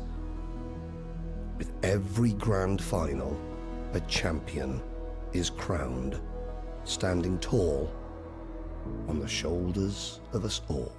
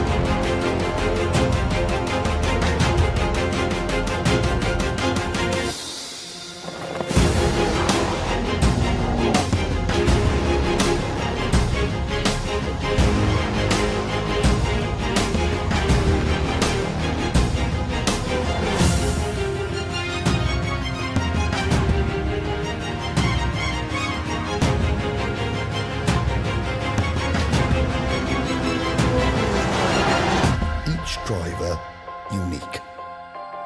It's an event designed to make you equal, because you are number one.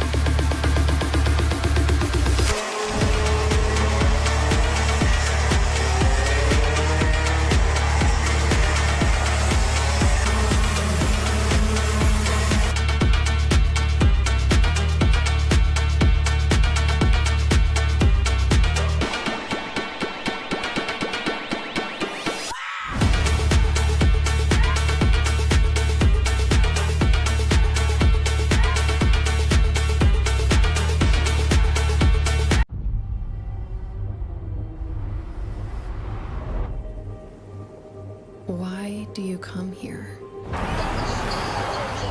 Is this your career? Or is it all about fun? A chance to get away and leave it all behind?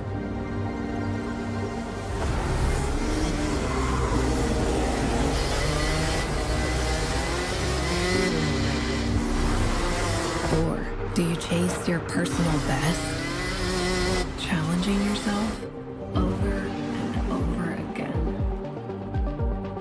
Why do you come here? Maybe you're here to collect moments. Good ones. And not so good ones. Or you can't afford mistakes because you want that victory.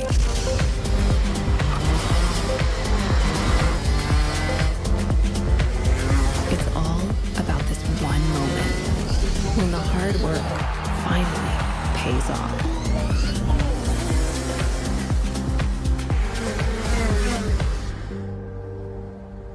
This is the place that brings us closer. Winning is everything, but it is not the only thing. 384 champions, a rainbow of colour, hope and pride. It changed my whole life. And there's no other event in the world like it. I love it. It's part of my life. Bahrain unfolds before them, a floodlit ocean of sand under an ink-black sky, a roller coaster of tarmac and emotion.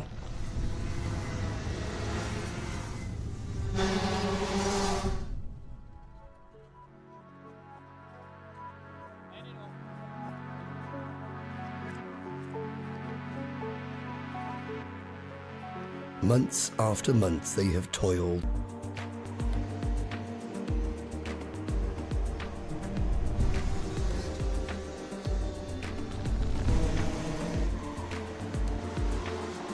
The time and sacrifice is all of ours. Each moment, each race is felt from afar. From the pits, the stands, the grid.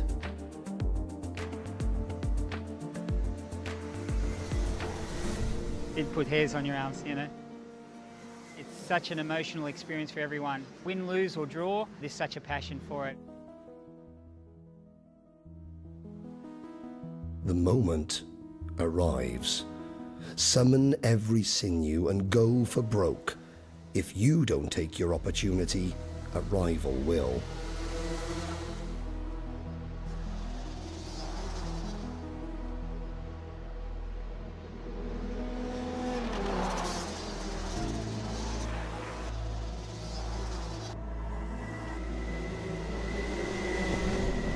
Glory, triumph, victory or defeat, all flash by like a feather blowing on the hot breeze. With every grand final, a champion is crowned, standing tall on the shoulders of us all.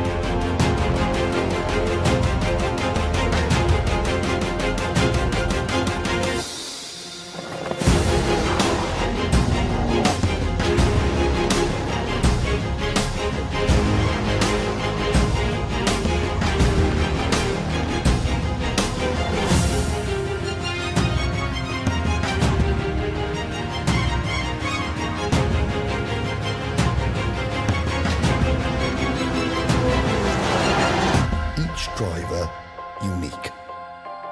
It's an event designed to make you equal, because you are number one.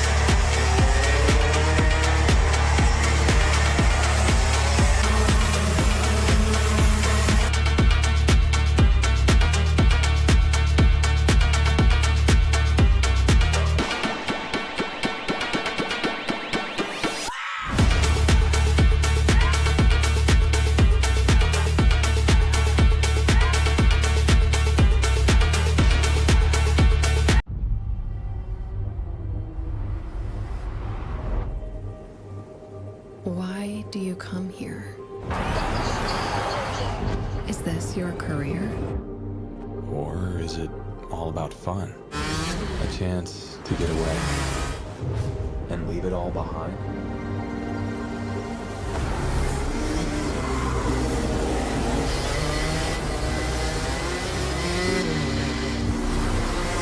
Or do you chase your personal best? Challenging yourself over and over again. Why do you come here? Maybe you're here to collect moments. Good ones. And not so good ones. Or you can't afford mistakes because you want that victory.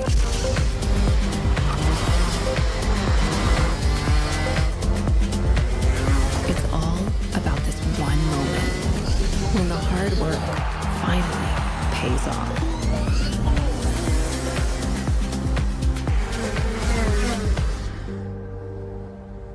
This is the place that brings us closer to the people who share our story. Whoever we are, Whatever we're here for, racing is who we are.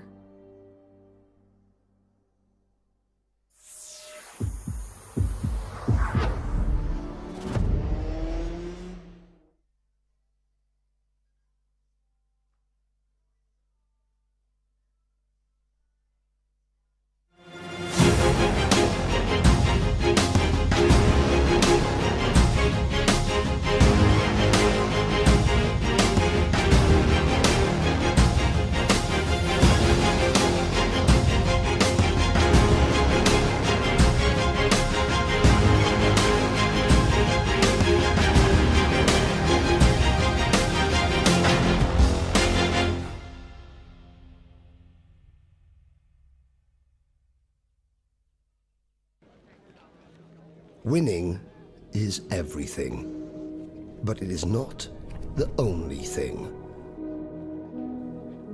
384 champions, a rainbow of colour, hope and pride. It changed my whole life. And there's no other event in the world like it. I love it. It's part of my life. Bahrain unfolds before them, a floodlit ocean of sand under an ink-black sky, a roller coaster of tarmac and emotion.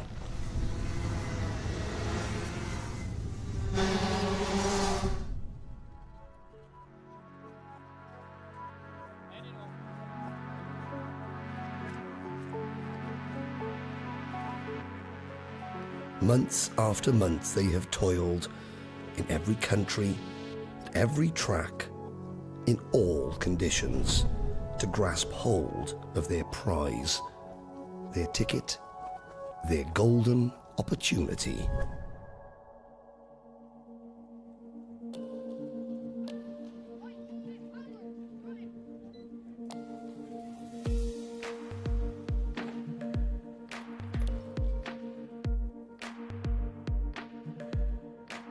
Behind each contender, the love, the drive, the joy and heartache is shared equally.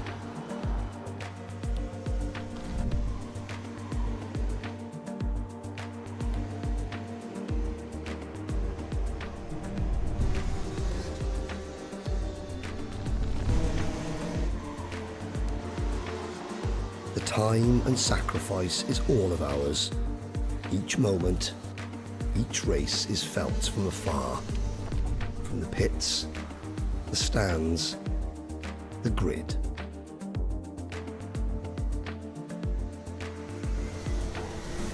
Did put hairs on your arms, you know. It's such an emotional experience for everyone. Win, lose or draw, there's such a passion for it.